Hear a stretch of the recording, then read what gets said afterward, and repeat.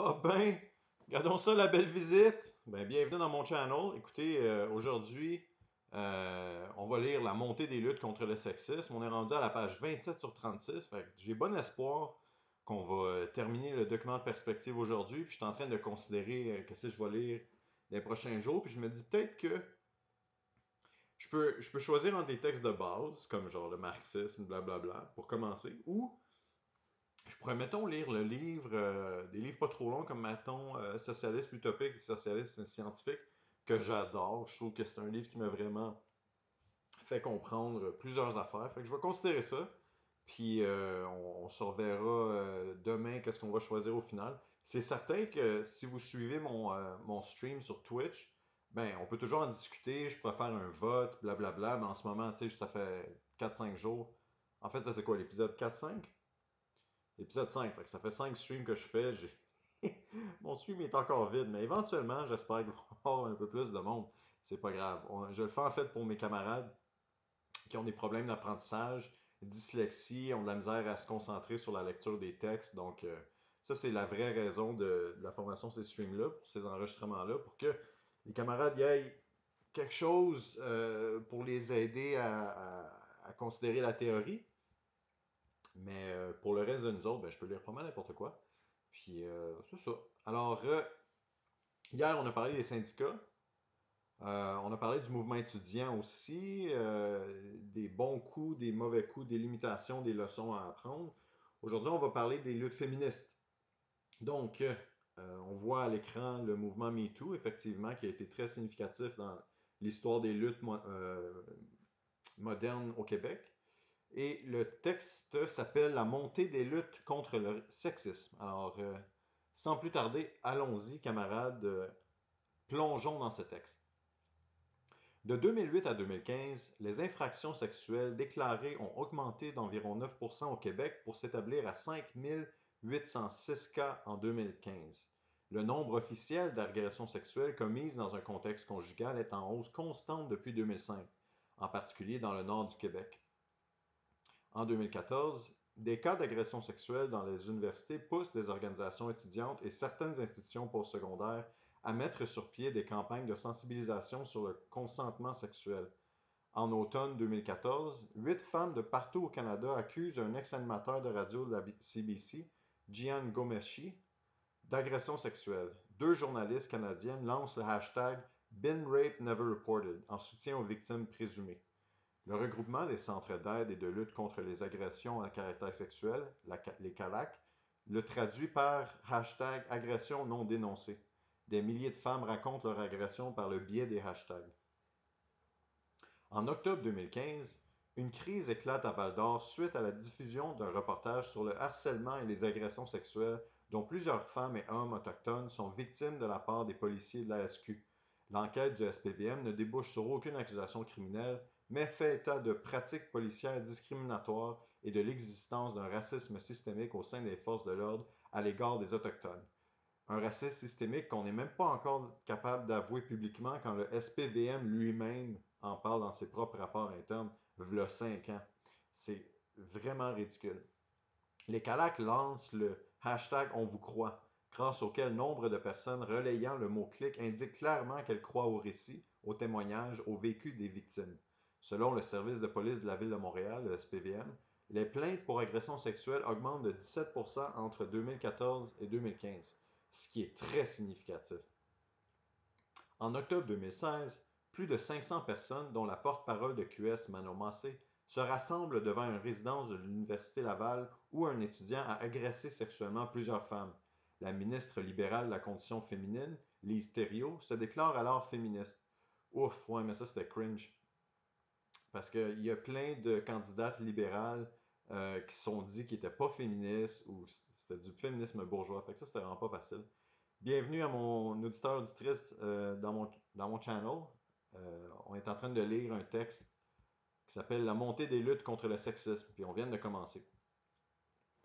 Donc, lors du rassemblement, Alice Paquette prend la parole pour dénoncer le député libéral Gary Sklavounos qu'elle accuse de l'avoir agressé. La nouvelle fait grand bruit dans l'espace public. Le député est exclu du caucus du PLQ, mais siège comme indépendant jusqu'à la fin de son mandat. OK, ben, c'est quand même une conséquence. Est-ce que c'est l'administration de la justice? C'est une conversation, mais au moins il y a une conséquence. Souvent, il n'y a même pas de conséquence. En janvier 2017, plus de 5000 personnes, dont une majorité de femmes, se rassemblent à Montréal pour manifester contre l'élection de Trump aux États-Unis et en solidarité avec la Marche des femmes de Washington. La mobilisation de terrain étant dialectique, on peut faire l'argument, puis là, ben, il s'agit de faire plus de recherches pour savoir si c'est véridique ou non, que le mouvement MeToo et la manifestation des femmes et leur affranchisation, je pense, dans le sens que la lutte des femmes aurait amené une réaction de la droite conservatrice qui aurait probablement aidé Trump à gagner d'une certaine manière.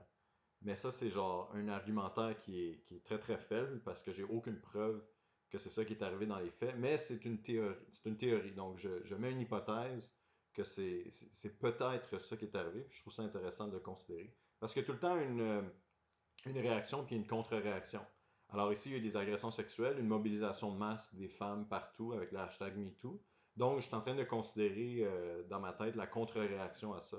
Puis je me demande ça a été quoi son envergure puis son impact sur le monde politique. En janvier 2017, plus de 5000 personnes, dont une majorité de femmes, se rassemblent, oui, en solidarité avec la marche des femmes de Washington. Hashtag MeToo. L'année 2017 est celle de MeToo. Le MeToo a été créé il y a 10 ans par Tarana Burke, une militante afroféministe. Il refait surface lorsque des actrices d'Hollywood dénoncent les agressions sexuelles et les harcèlements dont elles ont été victimes de la part du magnat du cinéma Harvey Weinstein et d'autres. Une vague de dénonciations se répand comme une traînée de poudre dans le monde. Pratiquement toutes les institutions capitalistes, qu'il s'agisse des médias, des grandes entreprises, des parlements ou encore des organisations caritatives, sont atteintes. Cet afflux, en grande partie par le biais des réseaux sociaux, est une indication à la fois du caractère persistant et omniprésent du harcèlement et des agressions sexuelles, mais aussi d'une élévation dans la conscience politique des nouvelles couches de jeunes pour qui la lutte s'impose. En octobre, le phénomène MeToo frappe l'élite québécoise de l'industrie du spectacle. 12 plaintes d'inconduite sexuelle sont déposées contre Éric Salvaille, l'un des animateurs de télévision le plus en vogue, qui a totalement disparu depuis cette période-là. Puis, moi, je trouve, ben, tu sais, c'est de l'humour noir, là, mais tu sais, Éric Salvaille, dans son persona public dans les médias québécois, c'était le gars qui était tout le temps, genre, hyper enjoué, charismatique, tout le temps un peu excité ses bords. Puis c'est vraiment, il y a vraiment une ironie dramatique de voir ces photos de lui qui va en cours que j'ai jamais vu Éric Salvaire plus déprimé que ça et avec ben, raison avec ce qui lui arrive. Mais tu sais, c'est quoi qu'il avait fait? Il avait comme. Il voulait genre déshabiller son coiffeur ou quelque chose, puis son coiffeur s'est enfermé dans sa salle de bain chez lui. Puis Éric Salvaire cognait à la porte, genre, parce qu'il était tout nu, une affaire la même. C'est complètement n'importe quoi ce qui s'est passé. Fait que, d'après moi, Éric Salvaire, il mérite ce qu'il est en train de vivre. Il annule subitement son émission quotidienne, laissant en plan une équipe d'une centaine de personnes. Cette dernière intente un recours collectif de 730 000 en salaire impayé. Ben, c'est ça la conséquence, tu sais, c'est que notre système étant ainsi fait, euh, tout repose sur des personnalités qu'on met de l'avant, comme genre la directrice des activités publiques. Mais en réalité, c'est tous les gens qui travaillent en arrière, qui produisent ce produit-là de consommation, ben, probablement c'est eux qui sont importants, là, on s'en fout un peu d'Eric Salvaire, mais il faut protéger ces gens-là aussi, d'après moi. T'sais. Quand Harvey Weinstein se fait accuser, sa compagnie au complet tank, ben, il faut qu'il y ait des protections pour les employés parce que les autres sont victimes des harcèlements sexuels de Harvey Weinstein, mais ça n'a pas rapport, là, c'est pas à cause d'eux. En tout cas, c'est quand même une idée qu'il faut considérer. Quelques jours plus tard, une plainte d'agression sexuelle vise le président du groupe Juste pour rire, Gilbert Rozon. C'est pas la première fois. Dans les années 90 aussi, il y avait eu des plaintes, ce Gilbert, le fameux Gilbert. Ce dernier, pressenti comme futur maire de Montréal, démissionne de ses fonctions ainsi que de son poste de commissaire aux célébrations du 375e anniversaire de Montréal. Le groupe Juste pour rire, qui emploie une centaine de personnes, est vendu au groupe américain ICM Partners ainsi qu'à un producteur de Toronto. Au total, une trentaine de plaintes visent Roson, dont un recours collectif regroupant toutes les personnes agressées ou harcelées sexuellement par Roson. Un groupe d'humoristes fonde un nouveau festival d'humour en réaction au scandale. Action, réaction. Puis je pense que récemment, j'ai lu un article sur le fait que Roson traînait en justice une femme qui a fait une plainte d'harcèlement sexuel pour genre une affaire de diffamation, tu sais. Il y a comme 40 personnes en tout qui ont eu des plaintes contre lui, puis là, ben, il y en a une que d'après Roson est allée trop loin. Fait que là, il déploie toute sa fortune pour l'attaquer pour diffamation. Oui, oui, Roson, paraît comme si ta réputation dépendait de cette seule et unique plainte. Quel niaiseux. Au début novembre, le gouvernement Couillard annonce que les entreprises québécoises devront se doter d'une politique pour contrer le harcèlement sexuel au travail d'ici un an. Ouais, par les patrons. En 2017, le nombre d'agressions sexuelles dénoncées à la police québécoise augmente de 21% pour atteindre 5261 cas. Ce qui me rappelle aussi la dichotomie entre le nombre de cas reportés et le nombre de cas réels. Alors, je pense que c'est plus difficile de juger si le nombre de cas réels augmente ou descend. Ça, c'est plus difficile. Parce que c'est pas obligatoire que c'est relié entre les deux. Donc, peut-être que le 21% d'augmentation, c'est simplement que là, on a tendance, les femmes se sentent plus en sécurité ou une panoplie de raisons pour aller donner plainte à la police, qui n'était pas le cas avant. Fait que je serais curieux de savoir si 5261 cas, on voit ça comme une augmentation, une diminution dans les faits, même pour les cas qui ne sont pas déclarés. Parce qu'il y a une manière d'estimer ce nombre de cas-là quand même. Il y a toujours des manières en recherche. En janvier 2018, la Marche des femmes rassemble environ 1000 personnes à Montréal, dont plusieurs délégations syndicales. L'aile libérale du mouvement féministe tente de poursuivre la lutte contre les agressions sexuelles avec le lancement d'une déclaration en ligne. Hashtag et maintenant. La pétition recueille 33 000 noms et n'a plus aucune suite. Ouais, c'est un peu ça qui arrive. L'ouverture générale, créée par le phénomène hashtag MeToo, demeure largement non organisée au Québec et se limite à des actions spontanées. C'est toujours ça le problème. T'sais. Quand tu n'as pas de revendications concrètes, ben, c'est difficile de crier victoire parce que l'action devient le but lui-même dans ces manifestations spontanées. Alors, tu sais, il y a plein de femmes qui sont allées dans la rue, moi y compris, j'étais là. Donc, il y avait des alliés aussi. Puis là, on va tous dans la rue, puis on manifeste, puis on veut du changement, mais il y a personne, il n'y a pas d'organisme politique qui prend le manteau de se donner comme tâche de manifester des demandes spécifiques. Il y en a eu dans plusieurs milieux spécifiques, comme par exemple à Concordia. Il y avait un groupe d'étudiantes et d'étudiants qui se sont battus pour que le training de Concordia ait de l'allure. Puis ils se battent parce qu'à Concordia, il y avait des enseignants dans la faculté de littérature anglaise qui étaient accusés d'agression sexuelle puis qui maintenaient leur classe, leur poste. Bref, ce genre de trucs-là qui se passe tellement dans notre société. Donc, il y a eu des trucs spécifiques à certains niveaux locaux, mais il y a comme pas eu d'organisation politique qui est allée de l'avant avec des demandes agressives de changement de société concrètes. Puis ça reste une limitation du mouvement à ce jour. Puis je pense que c'est QS qui pourrait avoir ce leadership-là, mais encore une fois, il faut travailler sur la culture politique démocratique de QS et son implantation dans les luttes de terrain. On a beaucoup de travail à faire. Radicalisation et identity politique. L'hégémonie de l'identity politique à la tête du mouvement des femmes freine une approche de classe unitaire. OK, j'aimerais ça prendre 2 petites secondes pour genre faire la différence entre ce qu'on appelle ici l'approche de classe unitaire et l'approche identity politique. Euh, L'analyse politique de l'identity politique vient observer que l'expérience sexiste est au niveau individuel. Donc, c'est quoi c'est quoi le sexisme dans notre société? Ben, c'est des individus, des hommes, qui harcèlent des individus, des femmes, dans des contextes privés. Donc, la solution, c'est de le plus possible encourager, par exemple, les femmes à porter plainte, à éduquer les hommes pour contrer cette culture de viol, du patriarcat, etc., qui est une manière de régler le problème. Maintenant, une des limitations de l'identity politique, c'est que ça ne regarde pas les institutions politiques, les institutions économiques de notre pays, peu importe. Dans le sens que il y a dans la culture du viol un aspect hiérarchique de classe. Dans le sens que quand c'est Gilbert Rozon et Éric Salvaire, c'est pas juste que c'est Gilbert Rozon et Éric Salvaire et leur niveau d'éducation qui est le problème. Il y a aussi leur position sociale, leur position économique, leur position politique. C'est pas les concierges, genre de Juste pour rire, qui se font genre déclarer dans le mouvement MeToo. C'est les patrons qui sont protégés par leur propre entreprise et par leur argent qui là se rendent compte qu'ils sont comme immunisés, ils se rendent compte qu'ils ont tout ce pouvoir-là, toute cette influence-là, donc ils se donnent la permission d'aller un peu plus loin, puis dans le fond, bah, tu sais, je vais juste poigner une fesse ou je vais genre dire à ma secrétaire de venir dans mon bureau pour un meeting.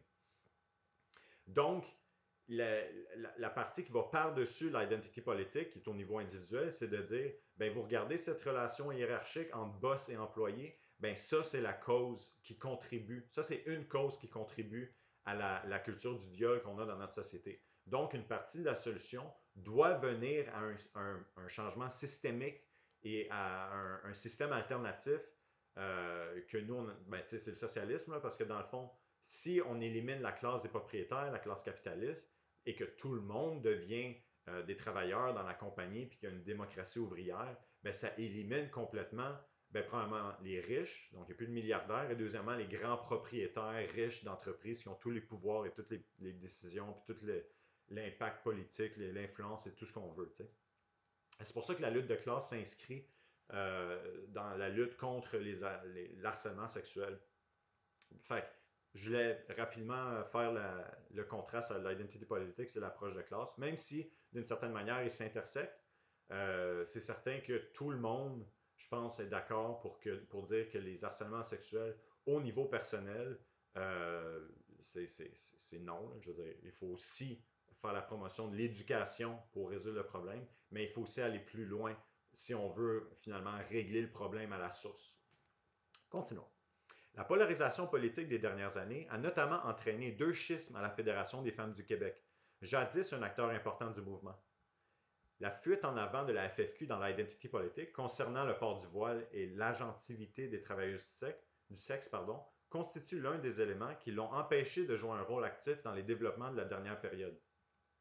L'attention portée dans la société au concept d'intersectionnalité, notamment au CALAC, à QS, dans les milieux étudiants et dans les grandes centrales syndicales, illustre une certaine radicalisation des couches de la population sur la nécessité de lutter contre les discriminations. Les marxistes reconnaissent qu'une même personne peut subir plusieurs oppressions interreliées, notamment en fonction de la couleur de sa peau, de son sexe, de son orientation, de son identité de genre ou de sa religion. Notre tâche est de trouver les moyens pour mettre fin à toutes les oppressions. Cela dit, nous devons nous opposer à l'interprétation libérale de l'intersectionnalité. Puis je pense que ce qu'on veut dire par l'interprétation libérale, c'est ce qu'on appelle le réalisme capitaliste. Vous pouvez regarder ça sur Wikipédia, c'est un terme technique qui existe pour vrai. Le réalisme capitaliste dit que dans toute notre analyse politique, on assume les relations économiques, sociales qu'on a, donc le système capitaliste. Donc, peu importe à quel point on est radicaux, puis on propose des changements de société, on laisse intact la hiérarchie économique que j'ai mentionnée avant. Donc, de fond, ce sont des analyses qu'on interprète comme libérales. Parce que libéral, dans ce contexte-là, se met en contraste avec genre une analyse qui serait féodale, donc qui prendrait comme acquis la présence des rois et des reines et de la monarchie. Mais ça, c'est pas ça qu'on fait. Le libéralisme prend pour acquis le système capitaliste. Et bref, l'autre perspective, ce serait la perspective socialiste ou communiste, peu importe, qui verrait dans le système capitaliste la cause du problème du sexisme et qui proposerait une alternative au système capitaliste, qu'est le socialisme. Donc, je pense que c'est ça qu'on veut dire par l'interprétation libérale. L'intersectionnalité est radicale, demande des changements en profondeur de notre société, mais assume que le capitalisme reste intact. Donc, on veut probablement passer des lois pour le réguler, pour le contrôler, peu importe, mais les relations de propriété privée, par exemple, continuent d'exister. Continuons. Cela dit, nous devons nous opposer à l'interprétation libérale de l'intersectionnalité, qui développe des outils pour soulager les symptômes des oppressions particulières sans nécessairement s'attaquer à leur cause. C'est ce que je viens d'expliquer tant bien que mal. En mettant trop l'emphase sur les expériences personnelles et sur l'idée qu'il faut changer les comportements individuels, nous n'arriverons pas à éliminer les différentes oppressions individuelles et collectives que subissent les travailleurs et les travailleuses. Il faut s'attaquer aux structures de pouvoir capitaliste. Ouais, ben, il faut faire les deux, tu n'as pas le choix. Puis tu n'as pas le choix. Je veux aussi mentionner qu'il y a des mouvements socialistes qui vont trop du côté du marxisme orthodoxe, qu'on appelle.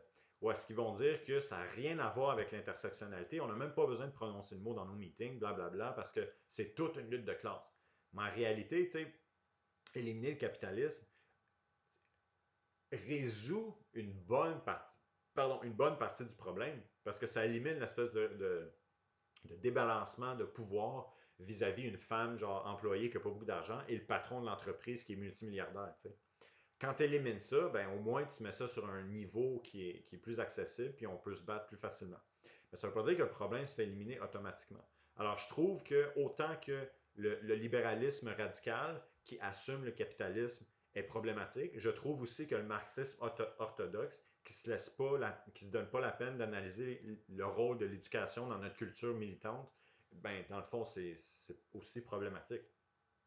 Pour illustrer cette triste réalité, pensons à la lanceuse d'alerte Chelsea Manning, dont la lutte anti-guerre a été largement ignorée par la communauté LGBTQIA+, états-unienne, en particulier par le National LGBTQ Task Force. Cette association a refusé de prendre position contre les guerres par peur de perdre son financement. Classique move des groupes communautaires qui ont le financement gouvernemental, donc ils ne peuvent pas s'affirmer avec des positions politiques. C'est un petit peu problématique. En revanche, le groupe Lesbians and Gays Support the Minors, qui a vu le jour lors de la grève des mineurs en Grande-Bretagne sous Thatcher, a bien compris que la lutte des gays et des lesbiennes est, au fond, la même que celle des mineurs. Une victoire des mineurs en grève serait un coup majeur contre Thatcher. Ça, c'est à l'époque. On a écrit des textes là-dessus puisqu'on faisait partie de ces luttes-là. Nous étant Alternative Socialiste et International Socialist Alternative, qui était à l'époque militant. Bref, on s'en reparle. Les conservateurs et la classe capitaliste en général. Voici pourquoi nous devons mettre de l'avant, dans nos luttes, les liens qui nous unissent et comment ces luttes rejoignent les femmes travailleuses ainsi que les autres groupes opprimés. Je vais juste éteindre mon Steam qui vient de me faire une annonce. Par exemple, la lutte pour le salaire minimum à 15 $ de l'heure est une lutte féministe et antiraciste, puisque beaucoup de femmes et de personnes racisées travaillent au salaire minimum. Il en va de même pour les luttes pour du logement abordable ou des services en santé et d'éducation accessibles, universels et gratuits, pour ne nommer que celle-là. En fait, l'argument qu'on est en train de faire, c'est que par exemple, si on parle strictement de la violence conjugale, mais c'est certain qu'il y a un niveau d'éducation, de parler de faut que la masculinité se défasse de l'espèce d'aspect de contrôle du corps de la femme, de contrôle de sa femme dans une situation de mariage. Oui. Mais en même temps, il faut être assez sérieux pour faire l'observation que une des raisons qui contribue à ce une femme qui est victime de violence dans une situation de couple, ben, beaucoup trop souvent, n'a même pas l'option de quitter sa relation parce qu'elle n'a pas la situation financière pour se trouver un appartement, elle n'a pas la situation professionnelle pour sortir de sa situation. Donc, de par sa précarité, elle est pognée chez elle avec son mari. Parce que, bref, les logements sont trop chers, les services sont pas abordables ou tout simplement non disponibles. Puis sa job n'est pas précaire, elle fait un salaire moins que l'homme. Fait que c'est tous des aspects de la situation objective qui contribuent à la vulnérabilisation des femmes dans des contextes multiples, que ce soit dans le contexte de vie intime ou professionnelle. Donc, il faut être capable de regarder le problème dans son ensemble si on veut le régler. Donc, inclure l'aspect de classe là-dedans. Il en va de même pour les luttes pour le logement abordable. Oui, ça en fait partie. Il est essentiel de comprendre que, pour mener une lutte efficace, nous devons éviter de tomber dans les politiques identitaires. Pour la simple et bonne raison que les politiques identitaires nous limitent à regarder les problèmes d'un seul angle et que, dans le fond, on s'engage à ne pas finalement le régler au complet, dans toute sa nature. Par exemple, le fait que Justin Trudeau participe à la marche des fiertés en prenant des selfies est hypocrite envers les luttes des LGBTQIA+. Je pense qu'il y a un 2 maintenant aussi. Lorsque son gouvernement vend des armes au régime misogyne et homophobe de l'Arabie Saoudite. Ouais. Ben ça, c'est le libéralisme moderne, où est-ce que tu t'affirmes comme étant représentatif de certaines valeurs et certains principes, mais dans la réalité, ce que tu caches au public, ben, c'est tes vraies actions puis ta vraie nature. Puis on le voit bien avec Trudeau, il vend des armes à l'Arabie Saoudite, même si l'Arabie Saoudite, c'est comme. Ben, je sais pas si je dois le mentionner maintenant, mais il y a des articles sur comment il y a des serveurs, des butlers, des serviteurs, des serviteuses, des serveurs. Bref, des bonnes, là, des personnes qui font le ménage d'un famille là-bas, qui sont des immigrantes, qui sont des esclaves dans le fond. Puis je lisais un article sur comment qu'une famille clouait des clous dans leur servante parce qu'elle travaillait pas assez fort, puis finalement elle a essayé de se tuer, puis bref. Il y a du racisme là-dedans, il y a du sexisme, il y a de l'exploitation, il y a plusieurs trucs. Serviteuse, merci. Ah, salut, c'est toi qui m'écoutes. Ben, c'est cool ça. Ben, dans le fond, des butlers, des bonnes, des gens qui travaillent dans les maisons pour servir, genre, les enfants de la famille, qui cuisinent, qui nettoient, puis tout ça. Mais je suis pas sûr du terme en français. Oh, c'est pas grave. Les Black Panthers l'avaient bien compris. Nous ne combattons pas le racisme avec du racisme. Nous combattons le racisme avec la solidarité. Nous ne combattons pas le capitalisme d'exploitation par un capitalisme noir. Nous combattons le capitalisme avec le socialisme de base. En tant que marxistes révolutionnaires, nous ne pouvons qu'adhérer à ce principe dans nos différentes luttes. Contre les violences sexuelles, l'austérité et la guerre. Nos revendications peuvent être articulées sur 6 grands axes. Contre les violences sexistes quotidiennes, contre la précarité et pour des soins de santé adaptés et accessibles, contre les discriminations et contre les guerres impérialistes, pour une vraie émancipation des femmes par le socialisme. Le sexisme quotidien, les campagnes de publicité sexiste qui objectifient le corps des femmes et des filles, etc., doivent être dénoncées et combattues. Puis j'aimerais ça faire un commentaire davantage entre le lien entre le sexisme et l'impérialisme. Parce que l'impérialisme crée le racisme et la division et le sexisme, dans le sens que, ben, par exemple, les États-Unis vont payer les immigrants mexicains et latino-américains beaucoup moins cher que les Américains, en passant des politiques discriminatoires contre les immigrants. Pour passer ces politiques discriminatoires-là, puis qu'elles soient populaires dans le fond, pour que le public l'accepte, ben, le président des États-Unis et le Parti républicain, souvent, mais pas toujours, ça peut être le Parti démocrate des fois, va faire la promotion d'une ligne discriminatoire dans leur discours quotidien, dans le fond. Trump, comme on le sait, il a été plus intense que, genre, historiquement aux États-Unis, où ça fait longtemps qu'aux États-Unis, il n'y a pas un président qui a été aussi ouvertement raciste pour dire que, dans le fond, les immigrants, c'est des sauvages qui vont venir ici violer nos femmes, voler nos jobs, blablabla.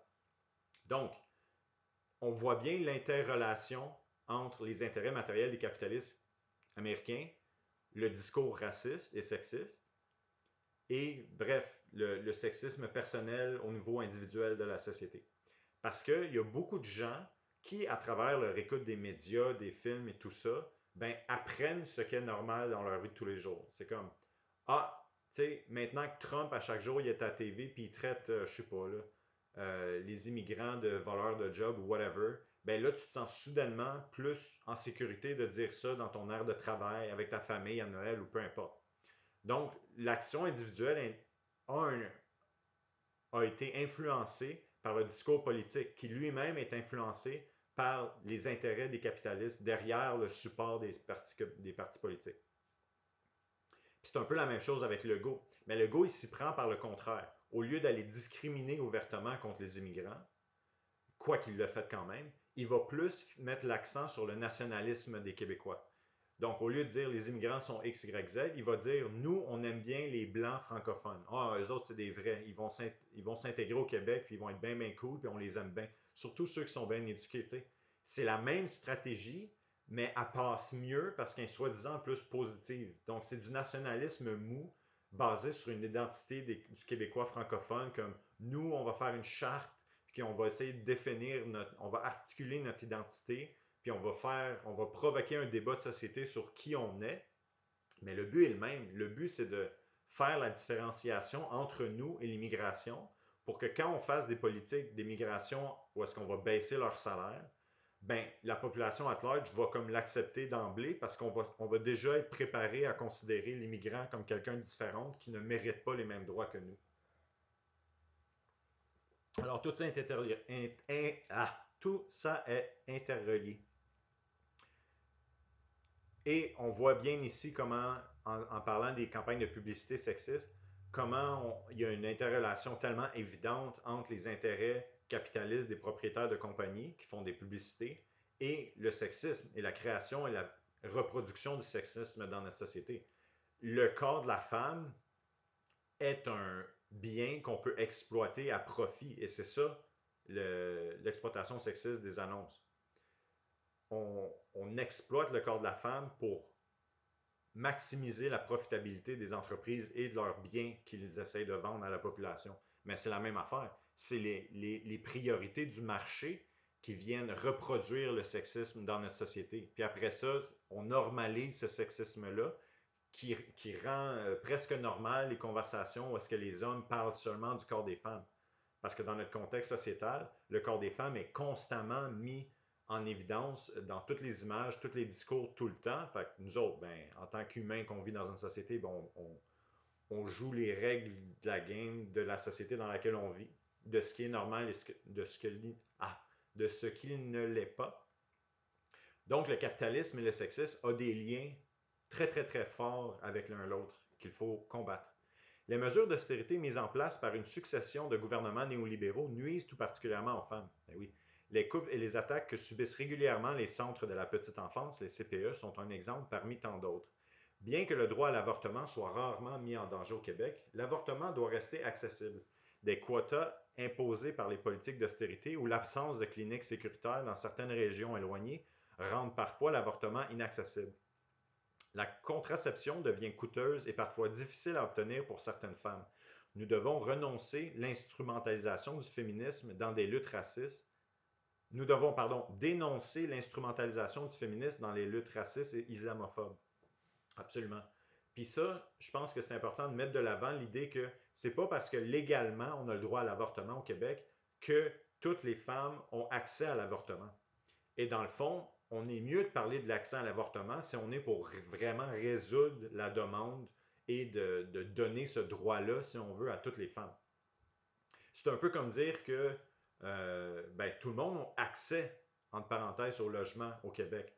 Mais les sans-abri qui ne peuvent pas se le payer, ben, dans le fond, ils n'ont pas accès. Fait que le côté légal n'est qu'un aspect d'une disponibilité d'un bien et service dans notre société.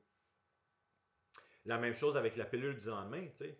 La minute que tu mets un coup à quelque chose, tu viens de décider qu'une partie de la population, dans certaines situations extrêmes, ne pourra tout simplement pas se payer la pilule du lendemain ou la pilule tout simplement contraceptive ou un avortement pour des raisons X, Y, Z, s'il faut que tu prennes un taxi, s'il faut que tu appelles une ambulance qui coûte des centaines de dollars. Si tu es une immigrante, par exemple, et que tu n'as pas encore ta carte soleil, puis il faut que tu payes comme 5000 dollars pour un avortement, je ne sais pas c'est combien, là, ça peut être moins, ça peut être plus, ben c'est de ça qu'on parle en ce moment. Donc, en fait, il faut regarder la condition matérielle des femmes pour savoir si elles ont accès aux services et à l'avortement, si on veut vraiment résoudre le problème. Refusons que les partis politiques puissent se servir du féminisme pour justifier la mise en place de politiques discriminatoires. Les femmes sont instrumentalisées dans les guerres, le viol étant souvent considéré comme une arme. Bien que nos gouvernements dénoncent publiquement ces actes barbares, ils continuent à encourager les guerres en vendant des armes tout en permettant à leurs amis capitalistes d'engranger des profits dans des paradis fiscaux. Ben absolument. Ben ça, c'est la bullshit néolibérale de on s'affirme comme étant X, Y, Z, mais qu'en réalité, avec nos actions, on ne l'est pas. Mais le biais de notre média étant ce qu'il est, le média, ça c'est l'espèce de fausse neutralité qu'on pourrait jaser éventuellement avec une bonne lecture là-dessus. Mais le problème des médias, qui s'étend aussi dans la conversation pour le niveau de connaissances scientifiques envers la COVID ou envers les changements climatiques, vont simplement citer ce que les personnalités publiques et politiques vont dire sans aucune contextualisation.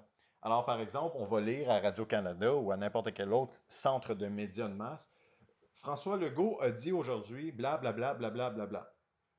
Et c'est tout. Donc, il n'y aura aucune contextualisation. Si Legault a complètement menti, ben, ce n'est pas la job des médias de dire que Legault a menti, etc., etc., etc. Le problème avec ça, c'est que justement, la population n'a aucune analyse critique de ce qui se passe parce qu'ils font confiance à la légitimité du média eux-mêmes et que les médias s'abrient derrière leur couverte de neutralité fausse. Puis mon exemple préféré là-dedans, c'est quand il y a des rassemblements à Paris pour parler des changements climatiques. J'essaie de me rappeler du nom, c'est bien l'accord. L'accord de Paris, j'imagine, je ne sais plus, là, l'accord de France, là, je m'en rappelle plus. Mais là, les médias, ils vont dire, dans tous les journaux, ils vont dire, le Canada s'engage à réduire ses émissions de gaz à effet de serre de 20, 30, 10%, on s'en fout, d'ici les prochains 10 ans. Puis ça, c'est la fin de l'article. Puis là, tout le monde lit ça, puis là, on se dit, mon Dieu, notre gouvernement, il est tellement bon. Regarde ça, comment on règle le problème. J'ai pas besoin de militer, j'ai pas besoin d'aller dans la rue, j'ai pas besoin de m'organiser avec mon syndicat pour me battre. On va réduire nos émissions de 10% dans les 10 prochaines années. On est dans une société où est-ce que la solution est d'elle-même en train de se manifester. Ce que les médias ne disent pas, c'est qu'on fait des objectifs avec l'accord de Paris depuis les années 80, je pense, puis qu'on a réussi à atteindre ces objectifs-là 0 fois. On n'a jamais réussi à atteindre les objectifs. Mais jamais les médias vont rajouter ça à la fin de leur texte. Rappelons aussi qu'à date, tous les accords de Paris n'ont pas été, aucun, pardon, accord de Paris n'a été respecté par nos gouvernements. Mais apparemment, ça serait de jouer la politique, mais de simplement répéter verbatim ce que les personnalités politiques disent. Ça, c'est la neutralité ultime. Ouais, ouais, ouais, faites-moi rire. En défense d'un féminisme socialiste. Féministe socialiste, c'est simplement un féministe avec comme considération les intérêts de classe des femmes et leur situation dans la lutte de classe qui explique leur oppression. Alors, comme je disais plus tôt, quand tu n'as pas accès à un salaire décent, à un logement abordable, à des services publics gratuits et accessibles, ben quand tu es, par exemple, dans une situation où est-ce que ton mari est violent avec toi, ben tes options de t'en sortir puis d'aller ailleurs sont beaucoup plus limitées de par ta précarité financière et ta situation matérielle. Donc ça, c'est ce que le féminisme socialiste vient examiner pour résoudre le problème. Et c'est ce que je me définis souvent comme féministe socialiste, comme ça je peux amener la conversation vers ces aspects-là. Pour contrer cette tendance, nous devons développer les conditions matérielles nécessaires à l'émancipation des femmes. La classe capitaliste n'a aucun intérêt à payer les femmes décemment et à leur offrir les conditions nécessaires à une réelle émancipation. Ben non, c'est contre leurs propres intérêts matériels, ça irait engranger dans leur propre profit. Donc ils vont tout faire pour se battre contre ça. Et c'est à travers la mobilisation de masse qu'on va pouvoir aller faire passer des lois qui vont être dans le fond contre les intérêts matériels des capitalistes. Et finalement, si on veut réellement régler la question, il faut se diriger vers le socialisme. Sinon, on va continuer de perdre. Tout comme nos camarades irlandais et irlandaises, belges et espagnols, nous voulons mettre en place une campagne socialiste féministe avec des revendications pour l'émancipation de la classe ouvrière, en mettant une attention particulière aux oppressions spécifiques, notamment sur le genre, la religion, l'orientation sexuelle et l'origine ethnique. Il ne fait aucun doute que l'on verra le développement de nouveaux mouvements pour défendre et étendre les droits des femmes. C'est le résultat inévitable des attentes des femmes et de la propagande pour l'égalité d'une partie de la classe capitaliste qui s'oppose à la réalité sexiste du capitalisme. Nous sommes en désaccord avec le féminisme capitaliste parce qu'il n'adopte pas une approche de classe dans la lutte pour la libération des femmes. En termes simples, les femmes de la classe ouvrière ont plus en commun avec les hommes de leur classe qu'avec Margaret Thatcher, Theresa May en Angleterre, Hillary Clinton aux États-Unis ou Sheikh Hasina Wasseb au Bangladesh, que je connais pas, je dois dire. Cela ne signifie évidemment pas que seules les femmes de la classe ouvrière sont opprimées. Les femmes de toutes les couches de la société souffrent d'oppression en raison de leur genre, dont la violence domestique et le harcèlement sexuel. Oui, mais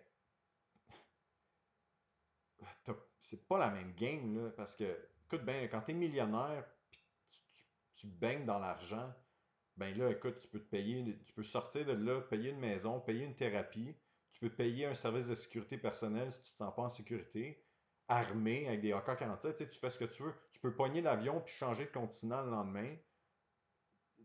La problématique n'est pas du tout la même, là. Cela ne signifie évidemment pas, Dora. Les femmes de toutes les couches de la société, dont la violence domestique, oui.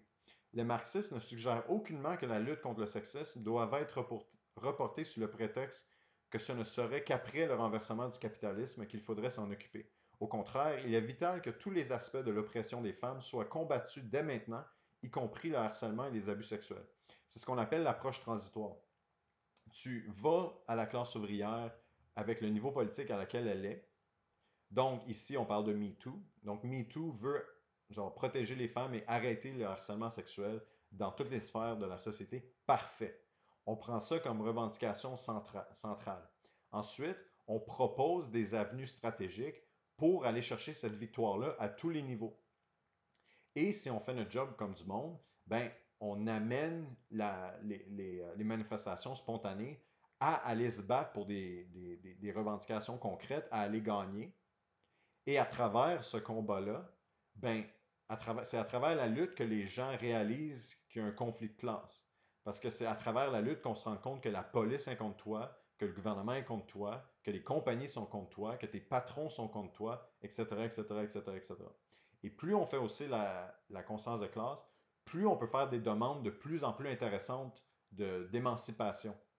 Donc, au début, peut-être on fait la demande concrète de simplement avoir des politiques de protection sur l'aide du travail dans le truc au Québec qui protège les employés quand tu es blessé. Je ne me rappelle plus. Mais bref, le bureau public qui protège les employés quand ils sont blessés, puis qui t'offre un dédommagement, tu sais, quand il faut que tu manques du travail. Ben, si tu es harcelé et tu as besoin d'aller faire une thérapie, ça, c'est une demande très, très, très concrète, que ça soit publiquement financé, que tu ailles chercher le support requis pour te sortir de ta situation et aller chercher l'aide requise. Ben, ça, c'est une revendication concrète. Mais si on réussit à hausser la conscience de classe, ben, on peut aller demander plus que ça. On peut aller demander, par exemple, qu'il y ait des lois plus sévères pour les patrons qui font du harcèlement sexuel. Bon, ça, c'est une autre étape, peut-être. Puis après cette étape-là, on peut se rendre à la prochaine. Fait que c'est dialectique. Plus on se bat, plus notre conscience de classe augmente, plus notre conscience de classe augmente, plus on peut faire des revendications intéressantes qui vont mobiliser et motiver plus de gens à aller se battre, etc., etc., etc. En 2012, dans les luttes étudiantes, on a commencé avec dire non à 1625 d'augmentation scolaire. Mais après ça, il y a plusieurs gens qui se sont radicalisés vers la gratuité scolaire à travers la lutte. C'est un peu ce concept-là qu'on peut appliquer ici. Bien sûr, le mouvement ouvrier n'est pas à l'abri des comportements sexistes.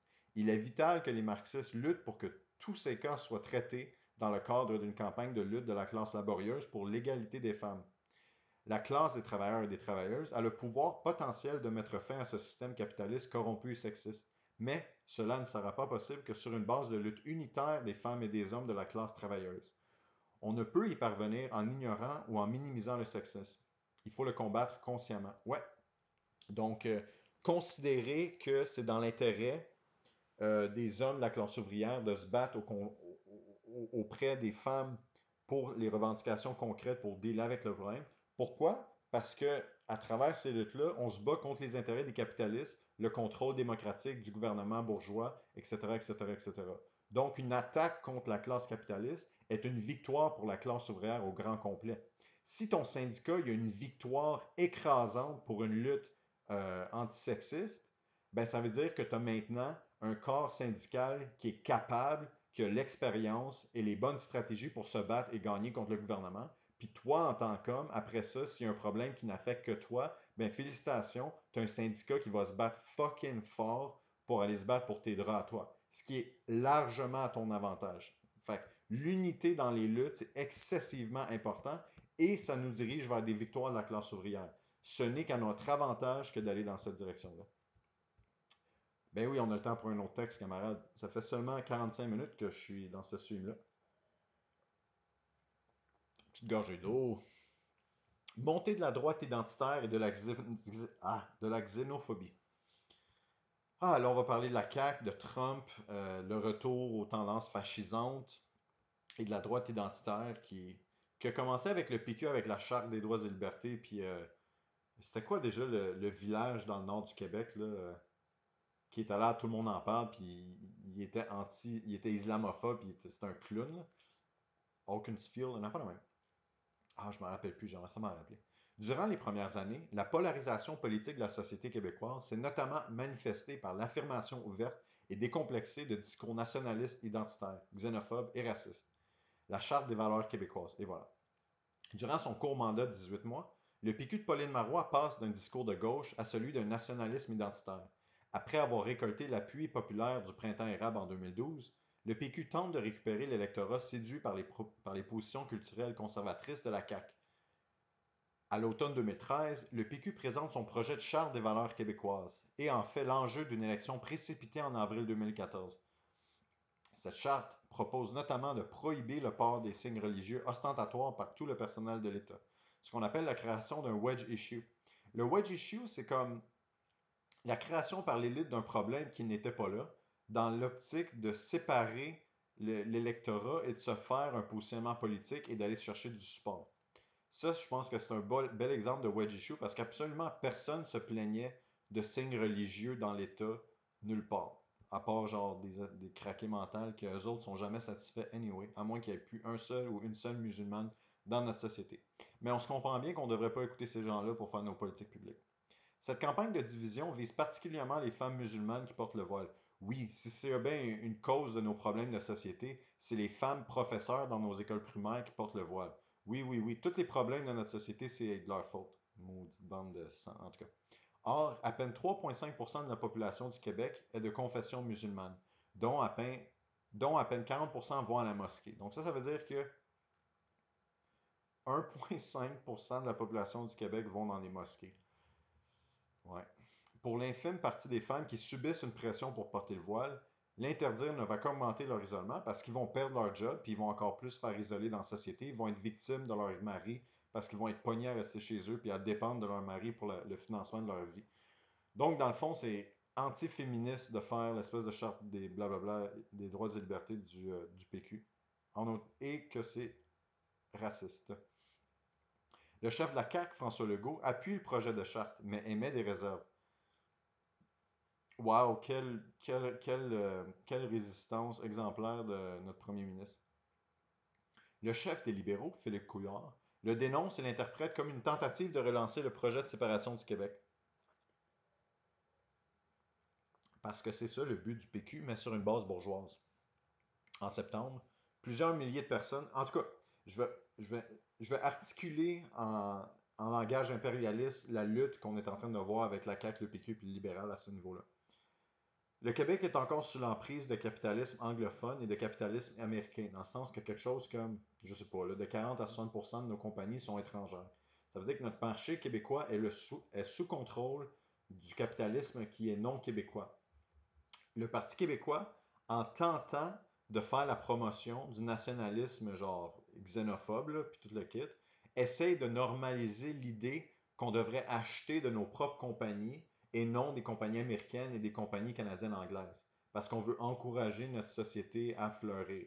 Puis qui, by the way, est une politique qu'on est en train de revoir aujourd'hui avec la CAQ en réponse à la COVID-19. Il faut acheter chez nous parce que c'est un plan de longue date de renforcement de nos capitalismes québécois. Le Parti libéral, sachant que c'est ça le but, parce que le Parti libéral représente justement les intérêts capitalistes américains, canadiens, anglais, va tout de suite se battre contre ce nationalisme-là. Parce que ce nationalisme-là fait partie du plan pour, genre, enlever le contrôle du marché au capitalisme anglais et états-unien. Fait que ça, c'est la game de fond qui se joue dans le discours culturel qu'est la Charte des libertés québécoises et l'instrumentalisation de l'identité québécoise à des fins mercantiles. En septembre, plusieurs milliers de personnes se rassemblent à Montréal et à Québec pour dénoncer la Charte. La semaine suivante, c'est au tour de plusieurs centaines de manifestants pro-charte à se mobiliser. Et en parenthèse, quand j'étais en Chine, écoutez, le nationalisme économique est beaucoup plus intense. C'est une stratégie vraiment normale dans tous les pays capitalistes du monde que de le faire. Donc, il ne faut pas se surprendre si nous-mêmes, avec notre paysage politique, on s'engage dans cette espèce de protectionnisme culturel. Durcissement de l'État. Même si le PQ perd les élections de 2014, le discours identitaire continue d'alimenter le racisme et la xénophobie, en particulier contre les personnes supposées musulmanes ou arabes. Donc, mettons, on regarde un sikh avec un turban puis on assume qu'il est musulman, parce que c'est tout pareil, anyway, c'est juste des gens qui ont une couleur de peau différente pour les xénophobes, bien sûr. L'attentat de Saint-Jean-sur-le-Richelieu, le 20 octobre 2014, considéré la première attaque terroriste inspirée par l'islamisme radical au Canada, puis l'attentat d'Ottawa 2 jours plus tard, nourrissent le discours de peur et servent d'excuse à l'État pour durcir ses institutions répressives, un peu comme on l'a vu avec le FLQ.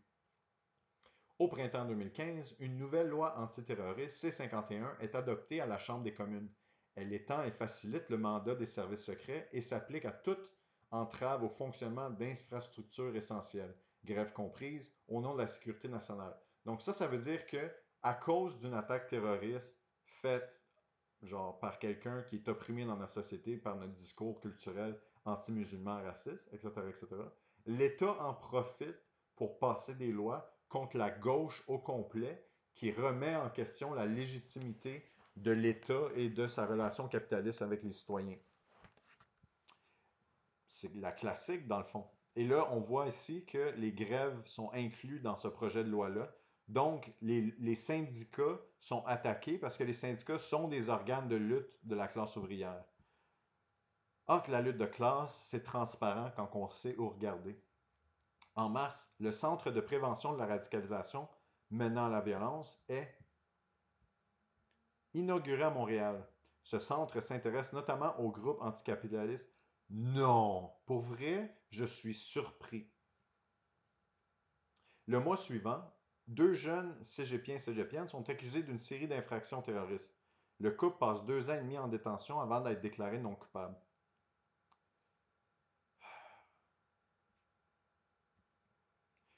J'ai le goût de parler de la violence, comment on appelle ça? La violence objective puis la violence subjective, là, mais je pense que je vais le faire d'un autre tantôt. Le discours que j'aimerais amener, c'est la violence systémique invisible contre la violence individuelle visible. Alors, quand quelqu'un brûle une poubelle à une manifestation, ça passe à tous les téléjournaux parce que regardez tout le monde comment ils sont violents, ils brûlent des poubelles. Mais de, par exemple, briser des familles en modifiant les lois d'immigration, et donc, admettons que quelqu'un arrive ici, puis, bref, accueille leur mari ou leur femme à venir habiter avec eux parce que le contexte légal leur permet de faire ça. Et là, on a un gouvernement xénophobe qui arrive, puis là, soudainement, on change la loi et quelqu'un que ça faisait 3 ans qu'il était ici en train d'apprendre le français, ayant un job à temps plein régulier, ses enfants sont à l'école, soudainement, il faut que le père retourne dans le pays et peut-être que le premier enfant est né au Canada, mais le deuxième est né dans le pays d'origine ou peu importe. Donc là, on sépare la famille. Ça, pour moi, c'est une violence étatique, mais ça, on n'en parle pas. C'est des statistiques. Ça ne dérange pas, ça. La poubelle qui brûle, par exemple, ça, c'est du vrai dommage à notre société. Oui, oui, oui, oui, oui. L'arrivée de réfugiés de Syrie. Plus de 7... Qui, by the way, sont arrivés pourquoi? À cause de la Syrie elle-même ou à cause des intérêts impérialistes des pays colonisateurs comme les États-Unis, la Russie, etc., qui sont allés provoquer une instabilité politique en Syrie pour des intérêts géopolitiques? Je pose la question parce que c'est tout le temps comme ça. À cause de l'impérialisme de nos États capitalistes, il y a de l'instabilité dans le Moyen-Orient. On peut regarder l'Irak, par exemple, avec les attaques du 2001. Puis ensuite de ça, à cause de l'instabilité, il y a un mouvement d'immigration massif parce que les gens veulent survivre puis quitter un pays en guerre.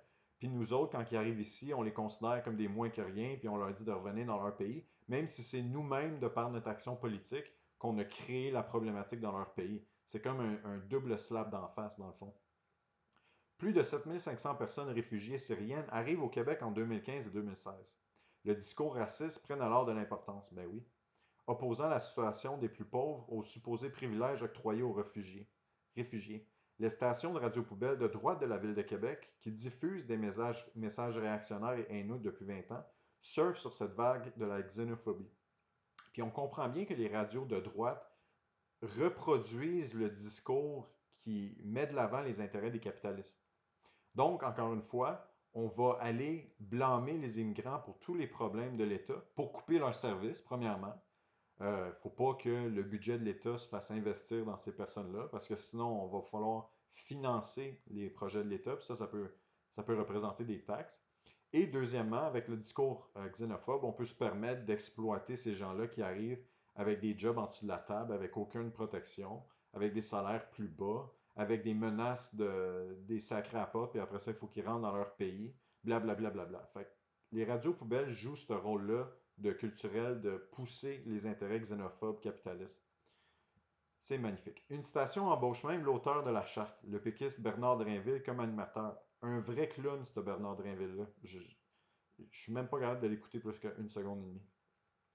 Le discours identitaire des élites politiques, doublé de la diffamation haineuse des radios poubelles, participe à décomplexer les éléments racistes partout au Québec. Ben c'est ça, il y a un momentum qui se crée, puis eux autres, ils pensent que maintenant, ils peuvent s'affirmer ouvertement racistes, puis ils vont pas perdre leur job, leurs amis, puis tout le kit. Ce qui est effectivement réel au Québec.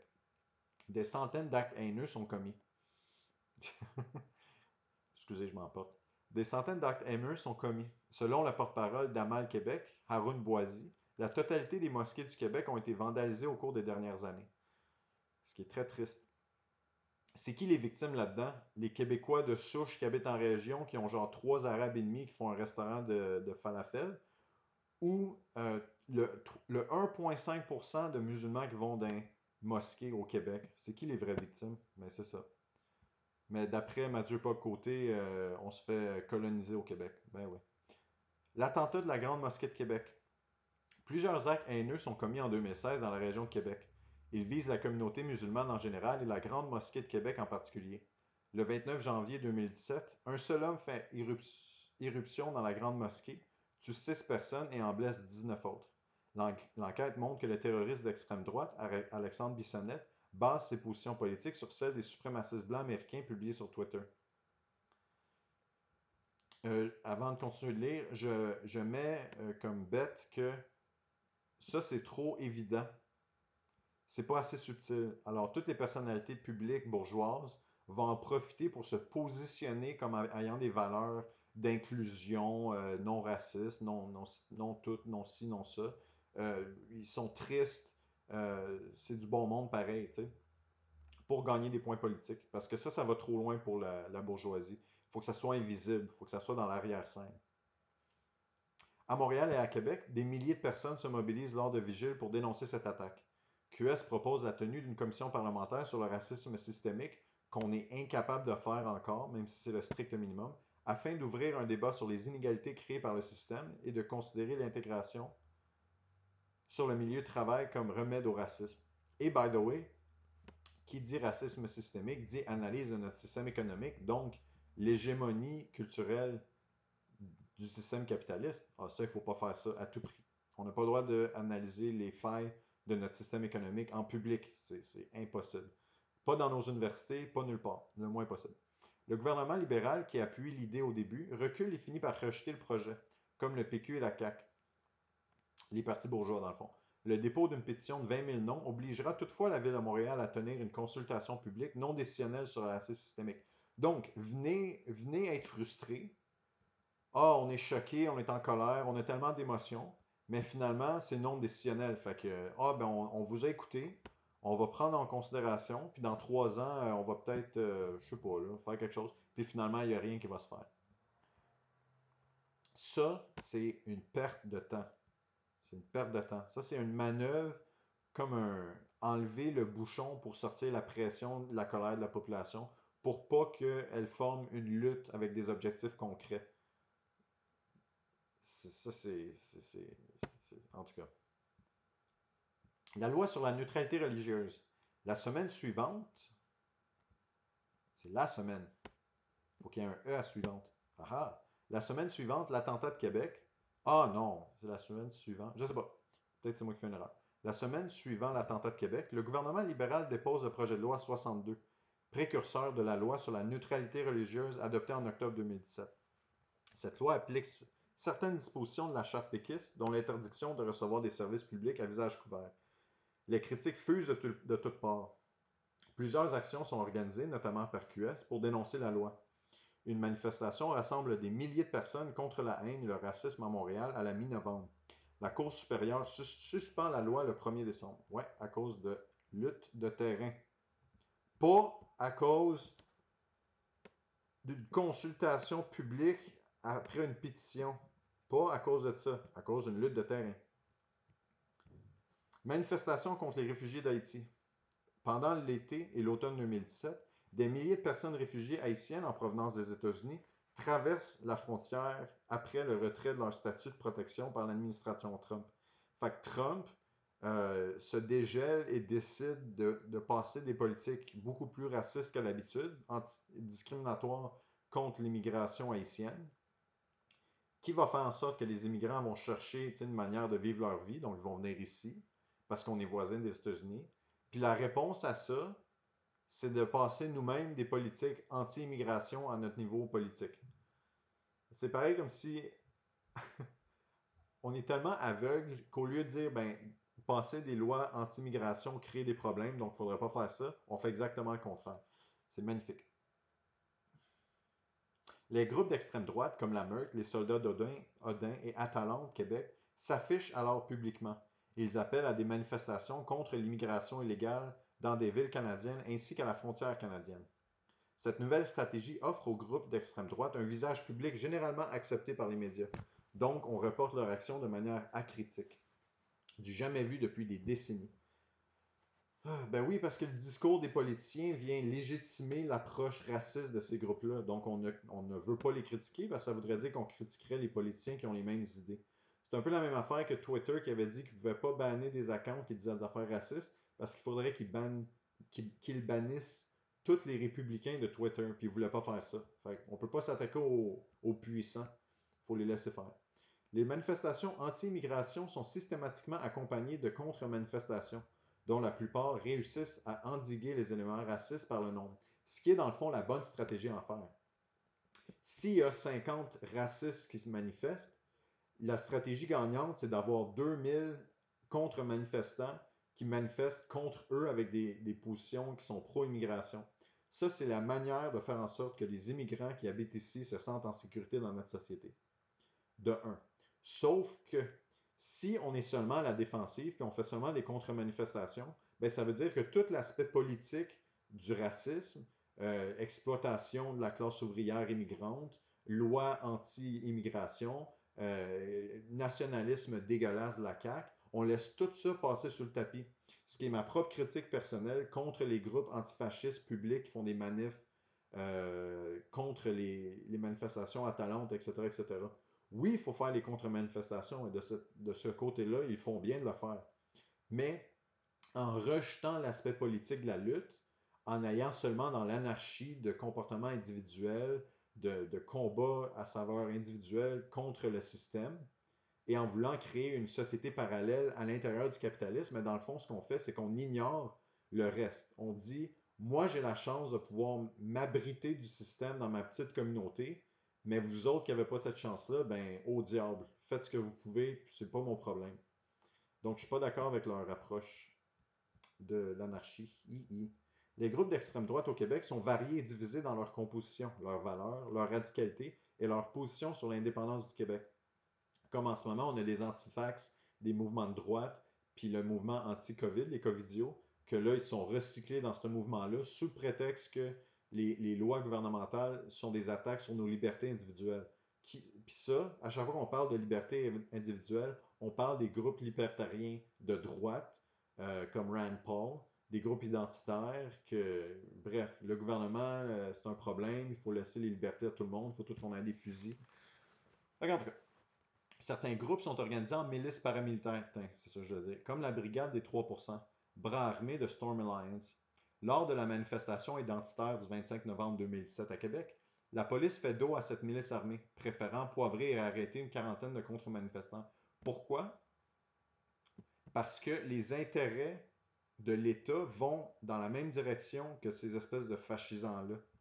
Les éléments fascisants veulent plus de contrôle gouvernemental, plus de police, plus d'armée, moins d'immigrants, moins de droits, moins de syndicats, moins de manifestations. Ben ça, c'est dans l'intérêt de la bourgeoisie. Fait que la police, plus souvent qu'autrement, va s'allier avec ces gens-là. Beaucoup plus que la gauche. J'ai jamais entendu parler de la police qui s'allie avec la gauche de la même manière qu'elle s'allie avec la droite en ce moment. Jamais. Je pense qu'en France, il y a déjà genre une unité de police qui a protégé des gilets jaunes. Mais une unité sur genre 500, ça fait pas un grand argument. La migration économique, conséquence du capitalisme. Les capitalistes engendrent le chômage, les catastrophes environnementales, l'oppression sexiste et de genre, le racisme et les guerres en prétextant lutter contre la drogue, le terrorisme ou les dictatures. Yeah, right. C'est les États-Unis qui ont créé plein de dictatures durant la guerre froide. Fais-moi donc rire. En conséquence, des millions de personnes se voient contraintes de quitter leur pays pour améliorer leur sort ou carrément sauver leur vie. Nous assistons depuis quelques années à un mouvement de réfugiés jamais vu depuis la Seconde Guerre mondiale. La vaste majorité, 80%, est déplacée dans un pays voisin du Sud, comme le Liban, la Jordanie, la Turquie, le Pakistan, l'Iran, l'Éthiopie et le Kenya. et une minorité se rend dans les pays du Nord, le Canada, les États-Unis, l'Angleterre. Sauf que, ce qui est intéressant avec cette observation-là, si on prend pour acquis que c'est nos pays qui créent l'instabilité politique dans ces pays-là, parce que c'est nous-mêmes qui instaurent des gouvernements antidémocratiques, de par le fait qu'ils sont antidémocratiques, ont des conditions de vie absolument terribles pour leur population, ce qui crée une raison de manifestation de la part de la population pour contrer les régimes antidémocratiques. Par exemple, ben, quand il y a des conflits armés, des guerres civiles, qui sont souvent financés par des intérêts géopolitiques internationaux qui sont contradictoires avec l'un l'autre, comme par exemple la Russie contre les États-Unis, le Liban contre l'Iran, etc., etc., etc., ben là, l'immigration de ces pays-là vont dans les pays voisins qui les déstabilisent à leur tour parce qu'ils n'ont pas l'économie pour assumer des millions et des millions et des millions d'immigrants dans leur système. Donc, dans le fond, c'est pour ça qu'on dit que l'impérialisme vient déstabiliser les territoires au complet. Parce que s'ils ne déstabilisent pas directement le pays, comme l'Irak, par exemple, avec la guerre des États-Unis, ben, ils vont déstabiliser tous les pays voisins à travers les résultats de cette guerre-là en Irak. Mais ça, on n'en parle pas, encore une fois. C'est de leur faute. Il faut qu'ils reviennent dans leur pays. Pourquoi est-ce qu'ils ne se battent pas pour mettre un meilleur gouvernement? Parce que c'est notre gouvernement qui met leur propre gouvernement. En tout cas, je pense que j'ai fait mon argument. Les politiques impérialistes canadiennes participent à engendrer ces guerres. Oh non, je pensais qu'on construisait des ponts en Afghanistan parce qu'on est gentil. Ce pillage des ressources naturelles et cette exploitation de la main-d'œuvre. Il ne suffit pas de faire des beaux discours en parlant d'ouverture et de diversité. Il faut lutter pour une société solidaire au niveau international.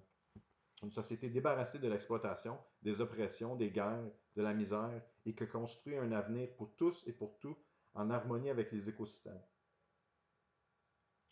Donc, une politique internationale basée sur les intérêts de classe internationale, ce qu'on appelle l'internationalisme, puis Alternative socialiste, de par sa structure, est un organisme révolutionnaire internationaliste. Et souvent, je lis des textes théoriques de mes camarades de Belge ou de d'autres pays, où, quand on se rencontre en congrès international, on formule des politiques et des approches qui viennent bénéficier tous les pays qui font partie de notre organisation, puis on cherche toujours à en ajouter pour être, dans le fond, tous les pays du monde, si possible.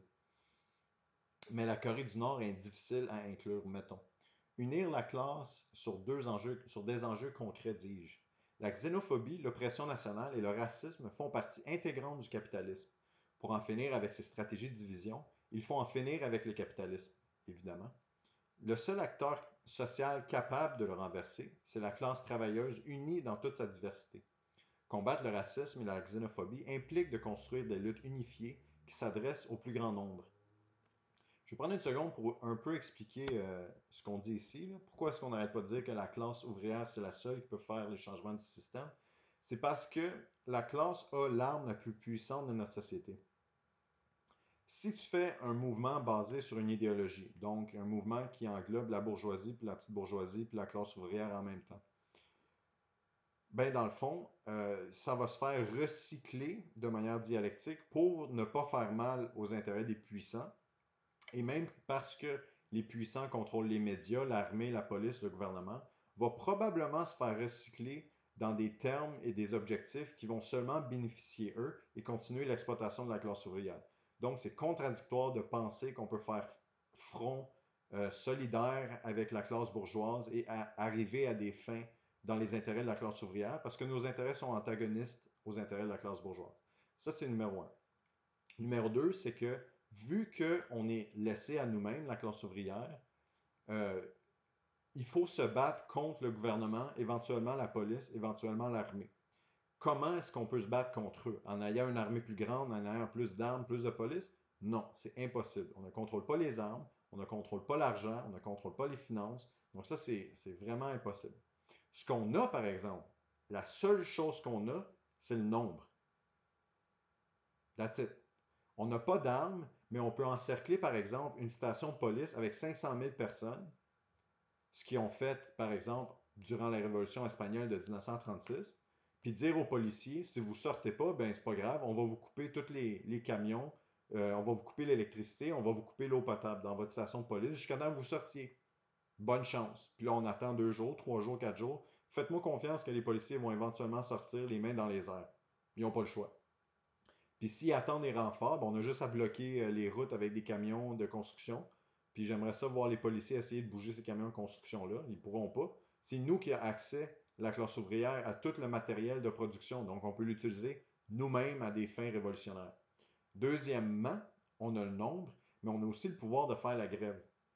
Dans le sens qu'à n'importe quel moment, on peut se lever en tant que classe ouvrière organisée et unie et simplement dire, bon, ben aujourd'hui, on décide de shut down toute l'économie du pays jusqu'à temps qu'on ait ce qu'on veut. Comment est-ce qu'on fait ça? On reste chez nous. On se met les mains dans les poches, on ouvre la TV ou on n'ouvre pas la TV, peu importe, on lit un livre, puis on ne va pas travailler. Toute la gang. Les capitalistes, dans ce moment-là, ils n'ont rien à faire. Ils ne peuvent pas dire à la police de venir nous chercher à la maison pour aller nous faire travailler. C'est impossible.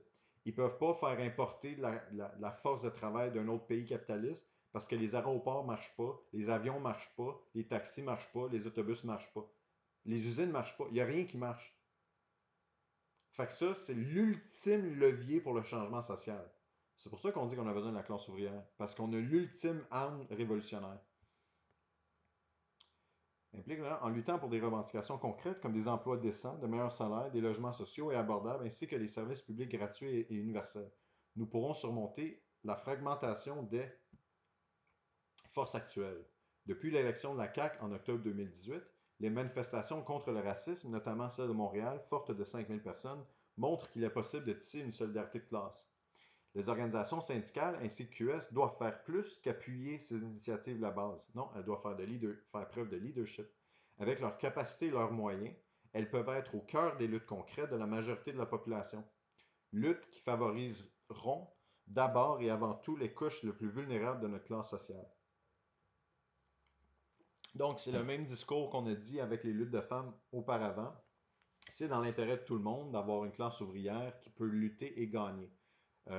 Toi, tu n'es pas un immigrant, certes, mais s'investir pour que la lutte qui va aller aider les immigrants gagne fait en sorte que maintenant, tu as des syndicats et des acteurs sociaux qui ont l'expérience de se battre, qui n'ont pas peur de se battre, puis qui ont des méthodes pour gagner contre le gouvernement.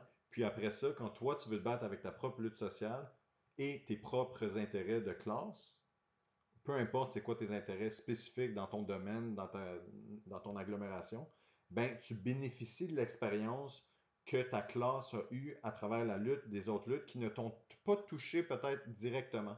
Donc, c'est à partir de cette notion-là qu'on doit bâtir la solidarité de classe et qu'on doit dire aux professeurs d'aller aider les infirmières à manifester et aux infirmières d'aller aider les professeurs à manifester. Par exemple, laïcité et port de signes religieux. Le dépôt prochain du projet de loi de la CAQ en matière de laïcité et de port de signes religieux oblige la direction de QS à prendre clairement position sur ces enjeux, conformément à son programme. La direction et l'aile parlementaire de QS ne peuvent plus se permettre les tergiversations de la période électorale. Elles doivent s'engager activement à défendre le droit des femmes et à se vêtir comme elles, pardon, défendre le droit des femmes à se vêtir comme elles le veulent, sans quoi QS demeurera le spectateur du grand cercle de la xénophobie capitaliste. Des membres d'Alternatives socialistes s'impliquent dans les comités solidaires pour un Québec inclusif pour faire campagne dans QS en faveur du droit au travail pour tout le monde. Nos membres défendent le droit des femmes de se vêtir comme elles le souhaitent sans être discriminées au travail. Nous ne défendons toutefois pas le port du voile. Nous ne défendons toutefois pas le port du voile.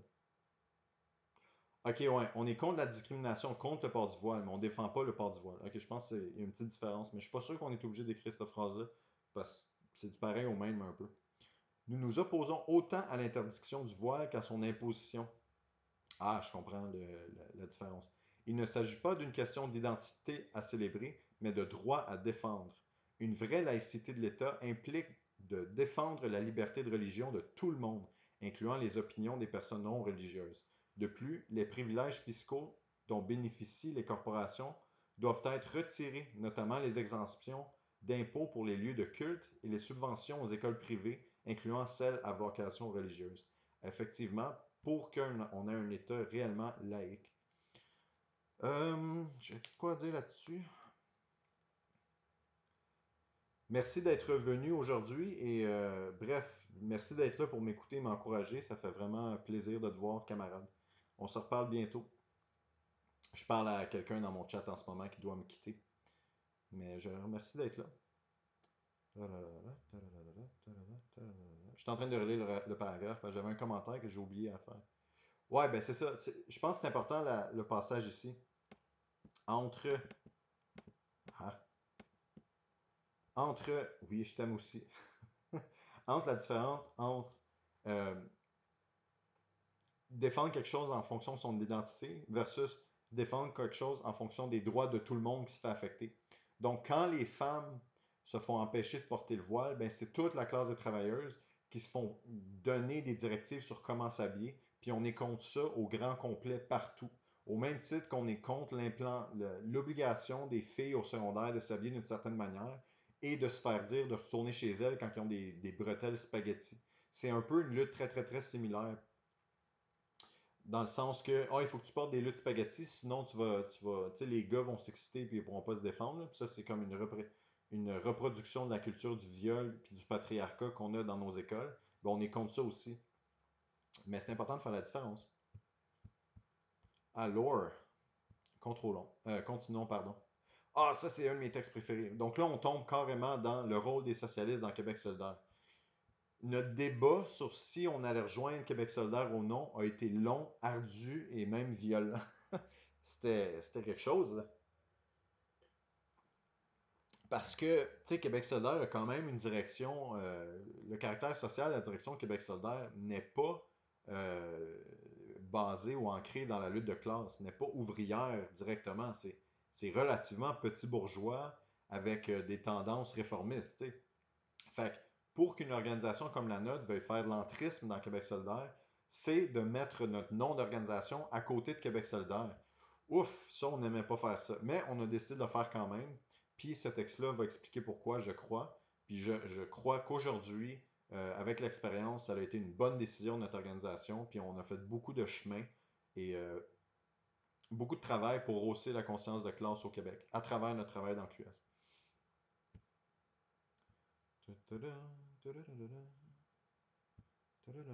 Excusez, je prends 2 secondes.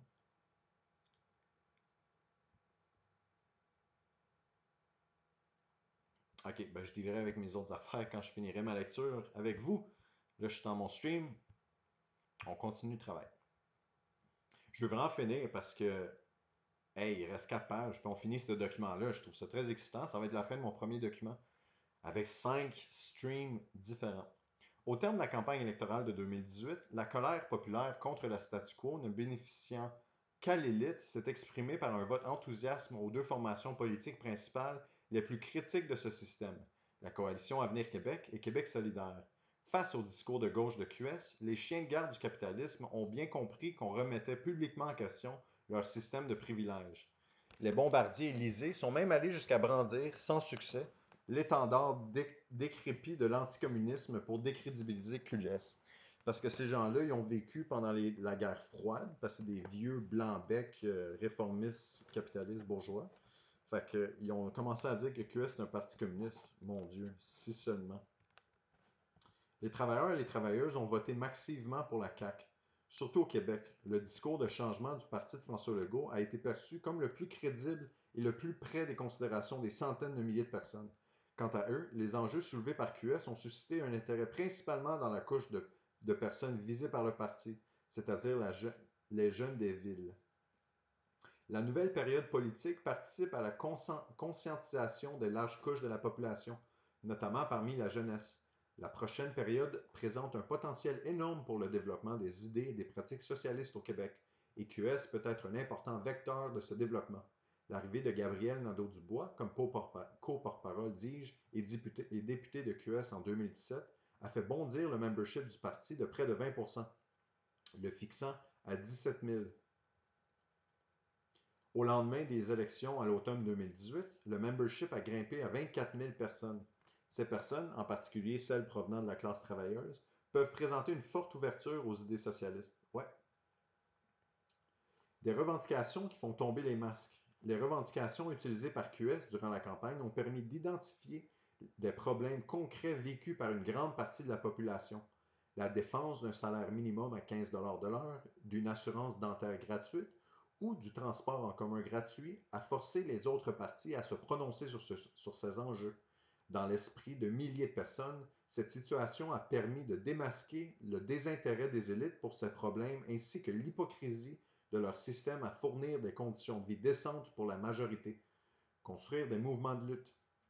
Si QS n'a pas le rapport de force parlementaire pour faire adopter ces réformes, il possède toutefois la capacité d'organiser, de soutenir et d'outiller les mouvements de lutte extra-parlementaires pour arracher ces réformes au gouvernement caquiste. Pour y arriver, les associations de circonscription de QS doivent demeurer actives en permanence, pas seulement en période électorale. Les socialistes ont un rôle à jouer dans l'orientation que prendront leurs luttes afin qu'elles répondent aux besoins des travailleurs et des travailleuses. Si les nouveaux et les nouvelles députés de QS veulent réellement se mettre au service des travailleurs et des travailleuses qui les ont élus, il leur incombe de défendre leurs intérêts. Il s'agit pour les députés QS d'être la courroie de transmission des mouvements de lutte émanant de la classe travailleuse, compte tenu de la vague d'attaques néolibérales promise par François Legault. Ces mouvements arriveront les unes après les autres durant la prochaine période. La manifestation contre le racisme et la CAQ du 7 octobre a déjà donné le ton, 6 jours après les élections, avec une participation d'environ 5000 personnes issues en grande partie des communautés visibles. QS doit devenir un acteur politique structurant dans ces luttes. Un programme inapplicable sous le capitalisme. Contrairement à ce qu'a déclaré la nouvelle députée solidaire de Mercier, Ruba Gazal, il n'y a rien à attendre d'une entre guillemets, refondation du capitalisme. Tout ce que les travailleurs et les travailleuses arrachent au patron et au gouvernement peut lui être repris. Tout dépend du rapport de force établi entre les classes sociales. En ce moment, l'hégémonie de la CAQ met en évidence la nature de la classe qui domine les rapports sociaux.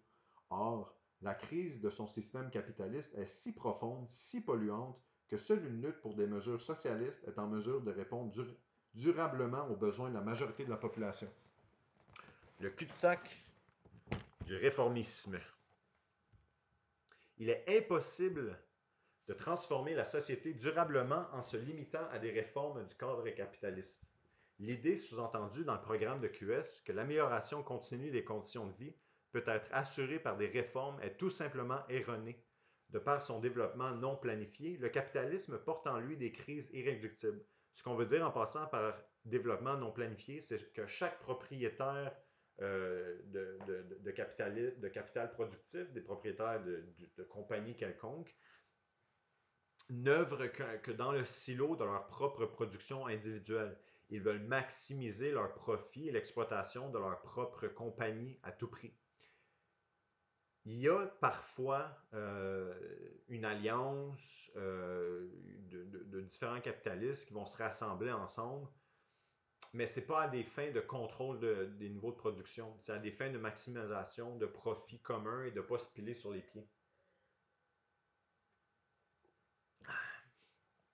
Une des choses qui arrivent dans le capitalisme à chaque 10 ans, c'est des crises de surproduction. Puis ça, c'est très simple à comprendre. Le capitalisme, de par son fonctionnement, va chercher à produire de plus en plus de biens plus rapidement possible, en coûtant le moins cher possible pour faire le maximum de profit par bien produit et consommé et vendu. En même temps, le capitalisme va chercher à, par tous les moyens possibles, diminuer ou garder le plus bas possible le salaire de tous ses employés. Donc, garder le monde dans la précarité. Ça veut dire que plus le capitalisme avance et qu'il y a de la quote-unquote innovation technologique, plus il y a de la production qui se fait de biens en grand nombre, de manière de plus en plus cheap, qui sont vendus peut-être moins cher, mais peut-être que non. Peut-être que le prix est gardé aussi cher, ou même que si les capitalistes pensent qu'ils peuvent se faire du profit additionnel, ils montent le prix.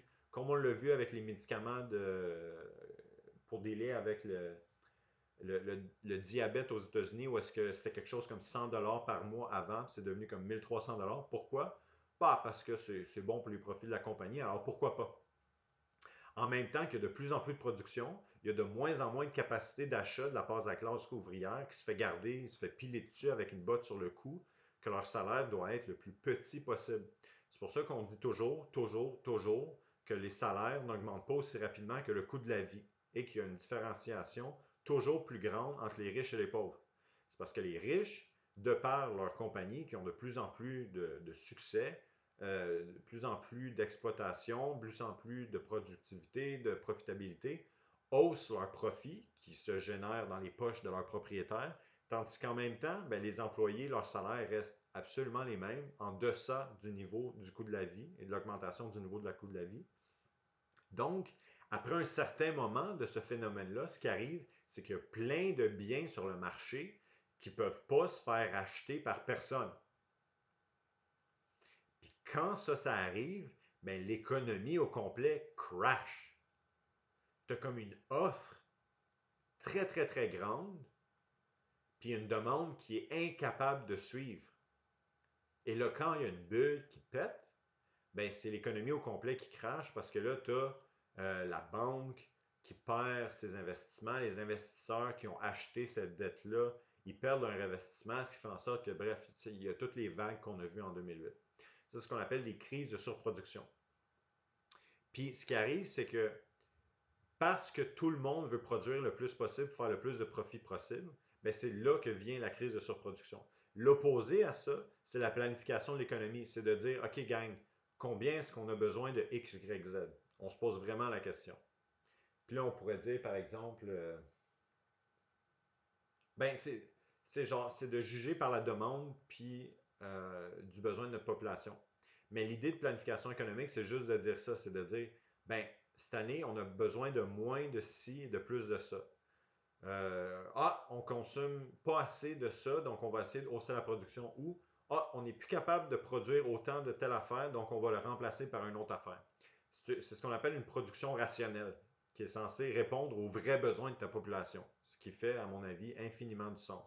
Puis on fait ce genre d'administration à des niveaux inférieurs que la propriété globale privée des moyens de production. Par exemple, un boss d'entreprise va formuler une stratégie de consommation de ses propres usines rationnelle. Il va acheter seulement la matière première qu'il a besoin pour rassasier ses besoins de production pour les marchés qu'il va aller vendre, etc., etc., etc. Donc, ce n'est pas comme une idée qui est complètement farfelue, qui est complètement difforme de la société qu'on a en ce moment. C'est juste que le niveau de planification n'est pas applicable au système économique, mais l'est complètement à tous les niveaux en dessous de celle-ci. Donc, c'est simplement l'idée de prendre cette mentalité qu'on exerce déjà au niveau individuel des compagnies, des coopératives et tout ça, et de l'étendre à la société at large. C'est ça le but d'un mouvement socialiste, dans le fond. Par exemple, l'émergence du néolibéralisme se fait précisément sur la base matérielle de la crise de la stagflation des années 70. À cette époque, le keynésianisme s'est montré incapable d'assurer la croissance dans un contexte de compétition internationale accrue.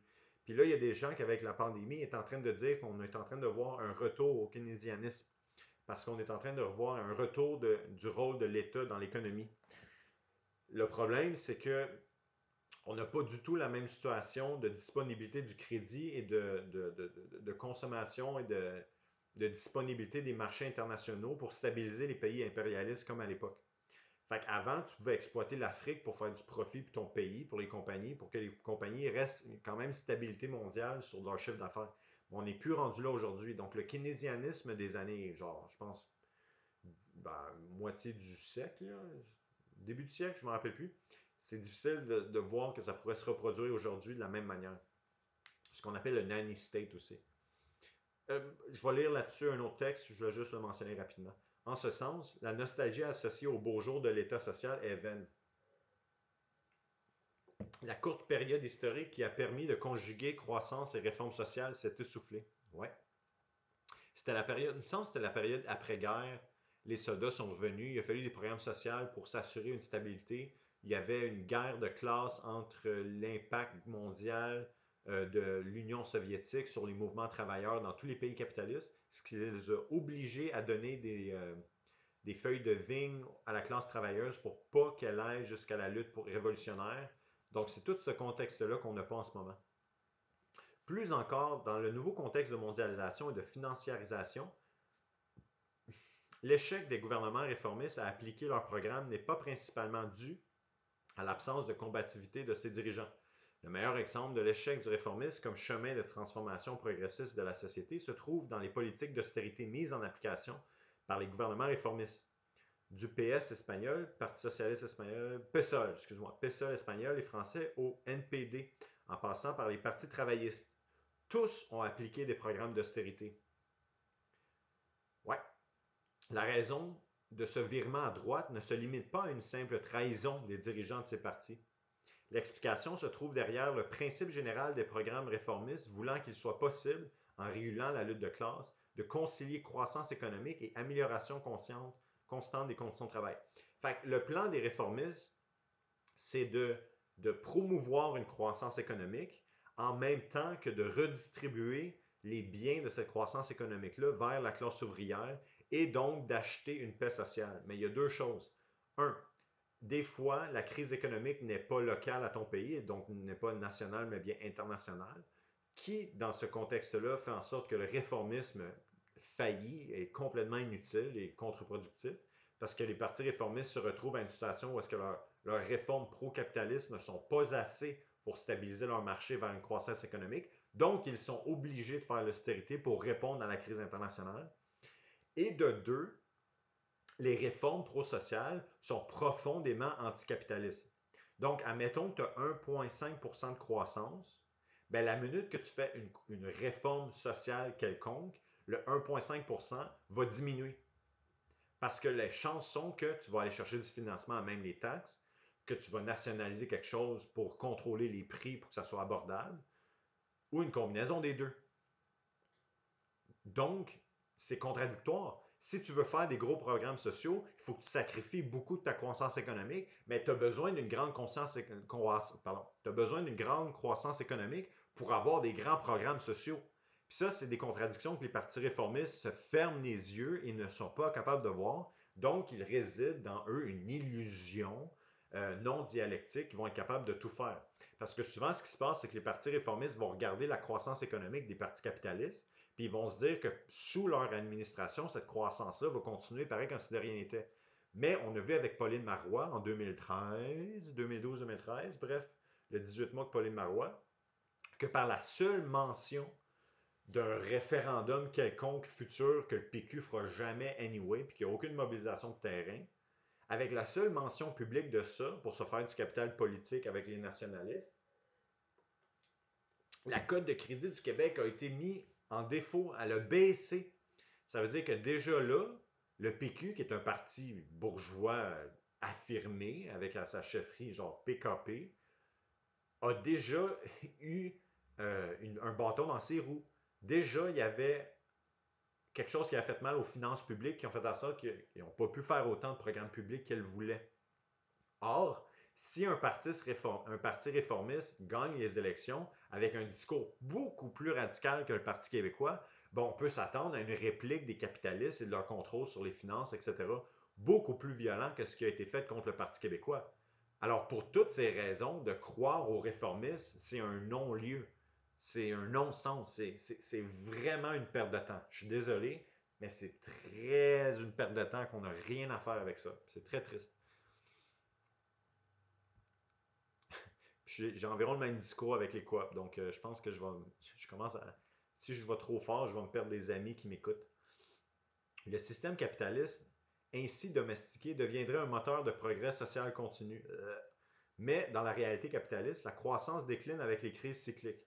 Ce que j'ai expliqué tantôt, les crises internationales. Comme par exemple, quand les États-Unis ont une bulle de marché financier sur les propriétés d'habitation, que je ne me rappelle plus du nom de cette industrie-là. Immobilier, pardon, c'est les banques en Grèce qui ont fait faillite, puis les banques en Angleterre. Fait que notre financiarisation est internationale. Fait que c'est hors du contrôle d'une nation spécifique, malheureusement. Or, quoi qu'en disent les décroissants et décroissantes, la croissance est nécessaire pour mettre en application les réformes qui améliorent la qualité de vie de la classe ouvrière. Ces réformes doivent se financer. Bon, je suis content de voir qu'on répète ce que je viens de dire, mais c'est cool. Ces réformes doivent se financer à même la richesse créée par la classe ouvrière et qui est détenue par les capitalistes. Donc, dans le fond, on se fait extirper notre plus-value vers des profits pour les capitalistes. Donc, mettons que je travaille puis je crée 1$, ben de ce 1$-là, quelque chose comme 60, 70 cents, 80 cents, je ne sais pas, se font voler de ma production dans les poches des capitalistes. Puis les réformistes, ce qu'ils disent, c'est hey, si on prenait genre de ce 60 cents-là qui est allé dans les poches des capitalistes, un 3-4 cents pour faire des réformes sociales, ça serait cool. Puis comme on l'a expliqué, c'est même impossible de faire ça.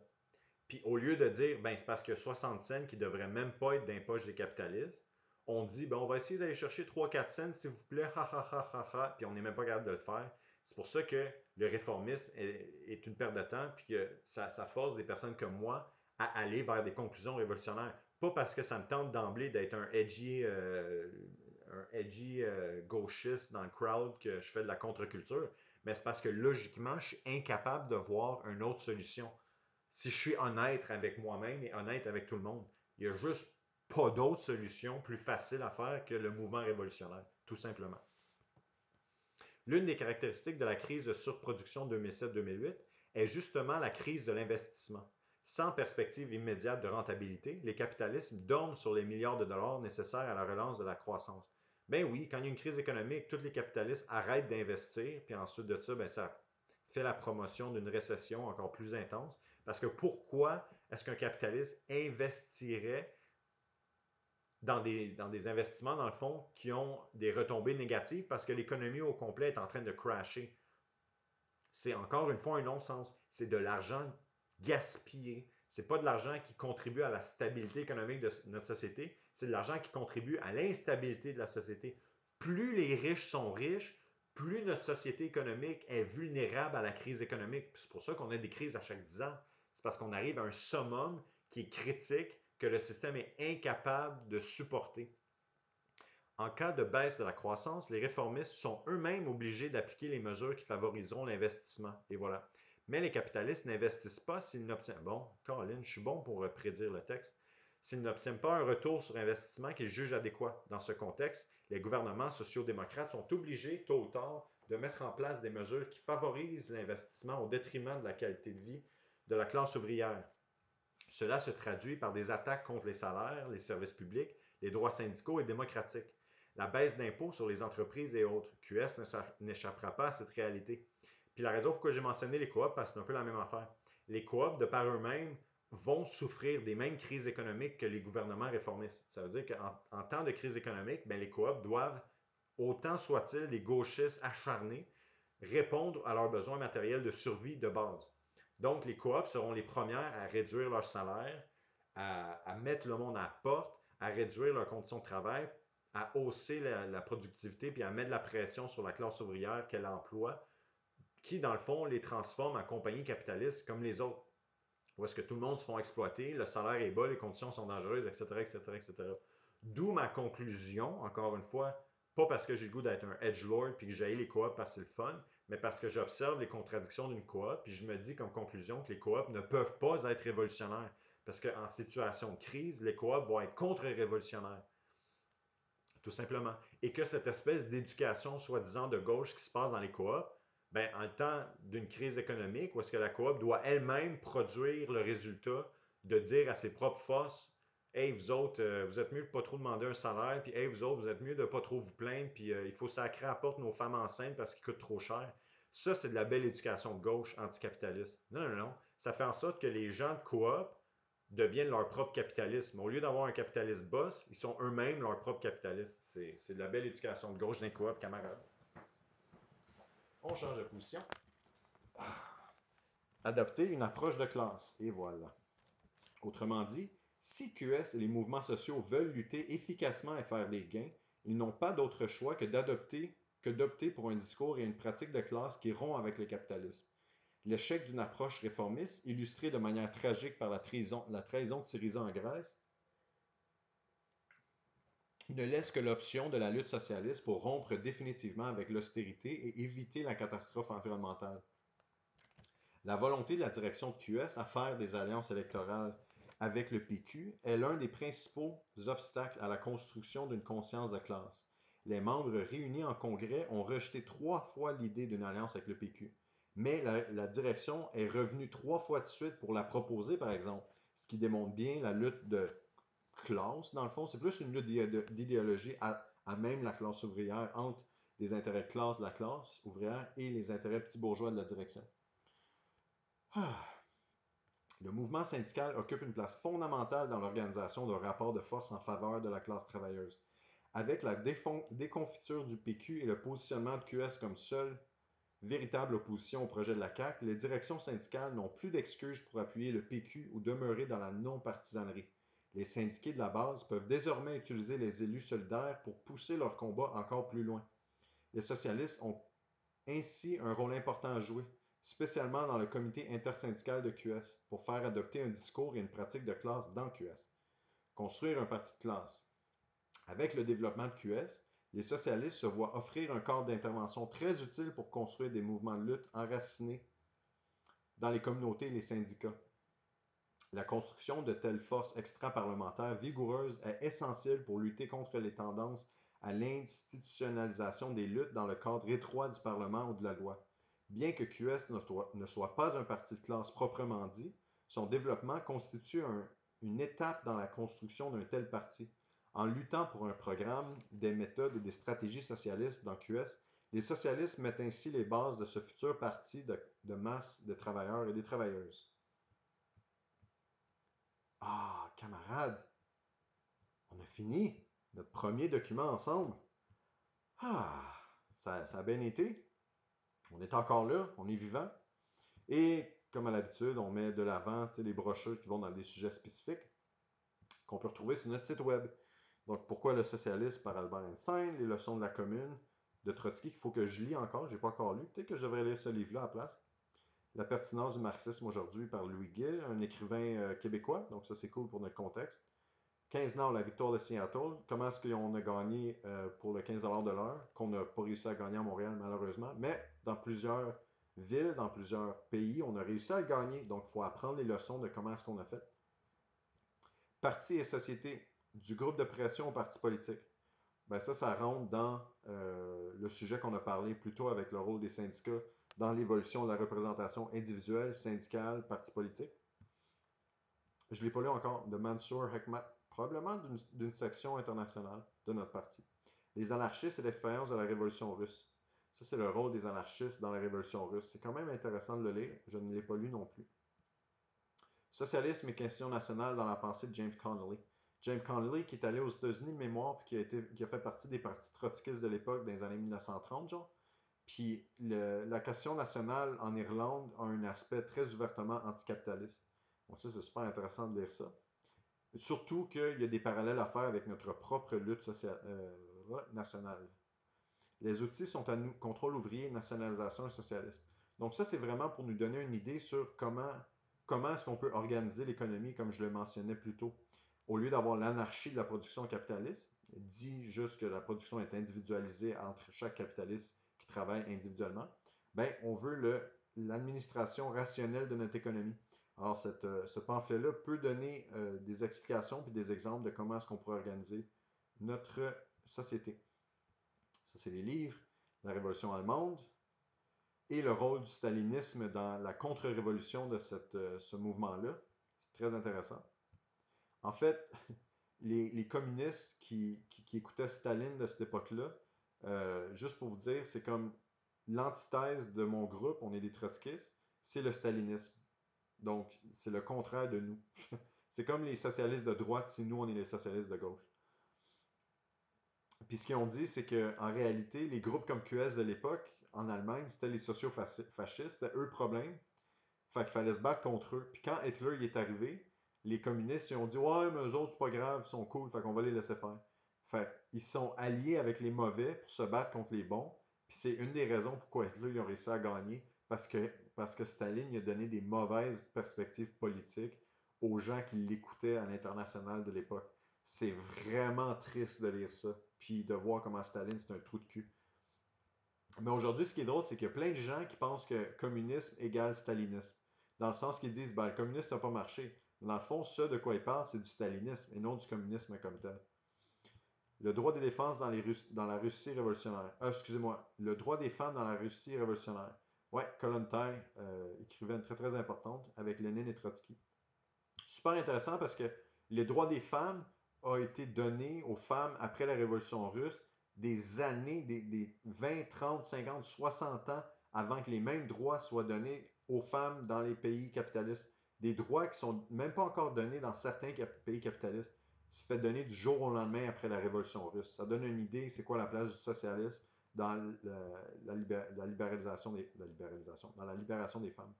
France 68, un mois de révolution. Ça, c'est super important parce que c'est une lutte syndicale qui a abouti, comme je disais plus tôt, la grève générale qui cancelle la ville, puis les capitalistes n'ont plus rien à faire. Ben, c'est ça qui est arrivé à ce moment-là en France 68. Les boss, ils étaient emprisonnés dans leur bureau, puis on descendait de la nourriture pour eux à travers un seau à partir du toit, tellement qu'ils étaient isolés. Le président de la France, Charles de Gaulle, il a dû quitter la France pour aller en Allemagne pour aller chercher un contingent de soldats français qui était positionné en Allemagne à l'époque pour essayer de réenvahir la France. Mais ce qui est arrivé, malheureusement, le dénouement de ça, c'est qu'au lieu d'aller dans la direction révolutionnaire, de dire, regardez comment on a pris le contrôle de la société, maintenant assumons-le, puis let's go, on manage nos affaires de manière démocratique entre travailleurs et travailleuses, ils ont recyclé leur approche vers une assemblée constituante puis des élections. Donc, le système capitaliste est revenu, De Gaulle est revenu, les boss ont repris le pouvoir des compagnies et l'exploitation des travailleurs a recommencé. Donc, le mouvement n'est pas allé jusqu'au bout, puis le capitalisme est revenu. Donc, finalement, mais c'est important de connaître notre histoire pour voir c'est quoi les leçons qu'on peut y apprendre. La révolution trahie, c'est euh, l'apparition de la tendance stalinienne dans l'URSS à l'époque, qui était dans le fond une réflexion un peu de la composition sociale de la Russie. Donc la Russie avait une classe ouvrière relativement jeune, relativement peu nombreuse, et une paysannerie très très très nombreuse. Donc après la Révolution, ils ont dû par exemple faire appel à des anciens généraux de l'armée du Tsar. Ils ont dû faire appel à certains acteurs propriétaires agraires, que je pense qu'on appelait les kulaks. Puis Staline s'est appuyé à ces gens-là pour prendre le contrôle politique de l'URSS. Fait qu'il y a une interaction entre le stalinisme et les classes sociales de la Russie à cette époque-là qui explique tant bien que mal comment est-ce que Staline a réussi à partir d'être une simple tendance avec une idée politique centralisatrice, bureaucratique, vers le contrôle complet de l'appareil étatique et le meurtre d'environ tous ceux qui n'étaient pas d'accord avec lui. Donc, dans le fond, tous les membres de ma tendance trotskiste, que non seulement eux se sont fait tuer, mais leur famille s'est fait tuer, puis sinon leurs amis s'est fait tuer, puis ils sont disparus de l'histoire à 99,9% du temps.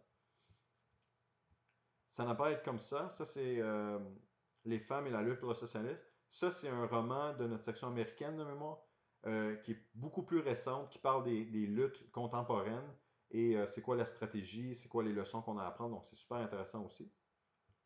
Les leçons d'octobre, ben, c'est le déroulement de la révolution d'octobre elle-même. Donc, le début, le milieu, puis la fin. Puis comment est-ce que les bolcheviks étaient minoritaires au début, mais avec des stratégies gagnantes.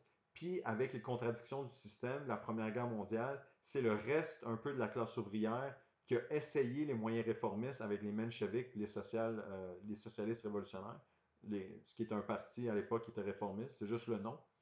Donc, ils ont testé ça, qui a formé des gouvernements moitié ci, moitié ça, une assemblée constituante. Puis à un moment donné, la conclusion a été que si on veut gagner, il faut que tous les pouvoirs aillent aux soviets. Ça a été le début le mouvement révolutionnaire. C'est super intéressant, c'est super pertinent parce que la transition entre la société bourgeoise dans laquelle on vit, vers une société de démocratie ouvrière, ben, ça ne se fait pas magiquement. Il y a comme des étapes, il y a des priorités, il y a une stratégie. Puis c'est à travers l'étude de ces textes-là qu'on apprend ces stratégies-là. Puis vu que c'est un changement de système démocratique, ben, ça s'applique encore aujourd'hui parce que le système parlementaire, il n'a pas changé en 250 ans. Fait que la manière qu'on s'en défait puis qu'on construit quelque chose de mieux, ben, c'est assez similaire. Première de transition, c'est un livre sur on part de où est-ce qu'on est, puis on se rend à la révolution. C'est quoi les étapes entre les deux pôles? On est où maintenant? Puis c'est quoi qu'il faut produire? C'est quoi qu'il faut se battre pour se rendre à la prochaine étape? Puis à quoi ressemble la prochaine étape? Super bon livre. Ça donne une vision globale du mouvement révolutionnaire, dont on est rendu où en ce moment, puis on se dirige vers quoi. C'est concret, c'est direct, c'est simple à comprendre. J'adore ce livre, il est vraiment pas long, ça vaut vraiment la peine de le lire. Les cordons industriels au Chili, je ne connais pas. Todos juntos, haremos la historia. Je connais pas, camarade. Il faudrait que je le lis. Alors, votre réaction est aussi bonne que la mienne en ce moment. Votre curiosité aussi légitime que la mienne. Éventuellement, je vais m'y rendre. On lit comme on peut. On finit avec une citation de notre Big Papa Trotsky. Sans organisation dirigeante, l'énergie des masses se volatiliserait comme de la vapeur non enfermée dans un cylindre à piston. Cependant, le mouvement ne vient ni du cylindre ni du piston, mais de la vapeur. Ce qui signifie que notre investissement premier n'est ni le piston, ni le cylindre, dans le fond, qui est notre parti révolutionnaire, mais bien dans la politisation et l'action avec la classe ouvrière. Parce que c'est elle la vapeur. Donc, il faut tout faire pour mobiliser, motiver, outiller les gens qui veulent lutter dans la classe ouvrière pour changer la société et l'améliorer pour qu'on ait un changement de société. C'est la seule manière de faire. Et c'est le principe guide de Trotsky sous lequel l'alternative socialiste travaille, qui est différent de d'autres tendances comme le maoïsme, le stalinisme, le mendelisme, le kantisme qui dit que, par exemple, on peut atteindre la révolution à travers le parlementarisme. Donc, il y a des tendances qui croient qu'on peut élire un parti socialiste au Parlement et voter pour la révolution. C'est pas la nôtre, parce qu'on comprend le rôle du gouvernement comme représentant des intérêts bourgeois. Mais ça, c'est une autre histoire. Alors, camarades, merci d'avoir été là. Demain, je commence un nouveau document, mais ça termine bilan et perspective de la colonisation à la CAQ. Je vous invite toujours à aller sur notre site internet alternativesocialiste.org, qui devrait être ici. Ouais. Sinon, ça, c'est notre email. Ça, vous pouvez vous procurer ce livre-là pour, je pense, 3 piastres ou 4 piastres, peu importe, sur notre site. Quoi d'autre à dire? Eh bien, bon, j'encourage tout le monde à nous rejoindre. Si vous m'écoutez puis vous dites, mon Dieu, ce gars-là, il blablabla, bla, ben écoutez, j'étais dans vos souliers il y a 2 ans. Puis c'est juste que j'ai rejoint Alternative Socialiste. Puis à chaque semaine, on a une présentation politique sur des sujets. On encourage nos membres à lire des documents comme je viens de le faire en ce moment. Tout le temps, tout le temps, tout le temps. Donc, petit peu par petit peu, ben, on commence à être familier avec les méthodes révolutionnaires et avec comment intervenir sur le terrain. Donc, si c'est quelque chose qui vous intéresse, ben, je vous invite à me contacter ou contacter notre section. Puis, on commence à travailler ensemble. C'est pas compliqué, c'est pas magique. On se rencontre, puis on va ensemble avec des objectifs concrets sur le terrain. C'est vraiment cool. Alors, sur ce, je vais aller reposer ma voix. Ça fait quand même 2 heures que je jase. Mais ce fait un plaisir et on se voit demain, camarades. Alors, nous vaincrons et bonne soirée. Salut!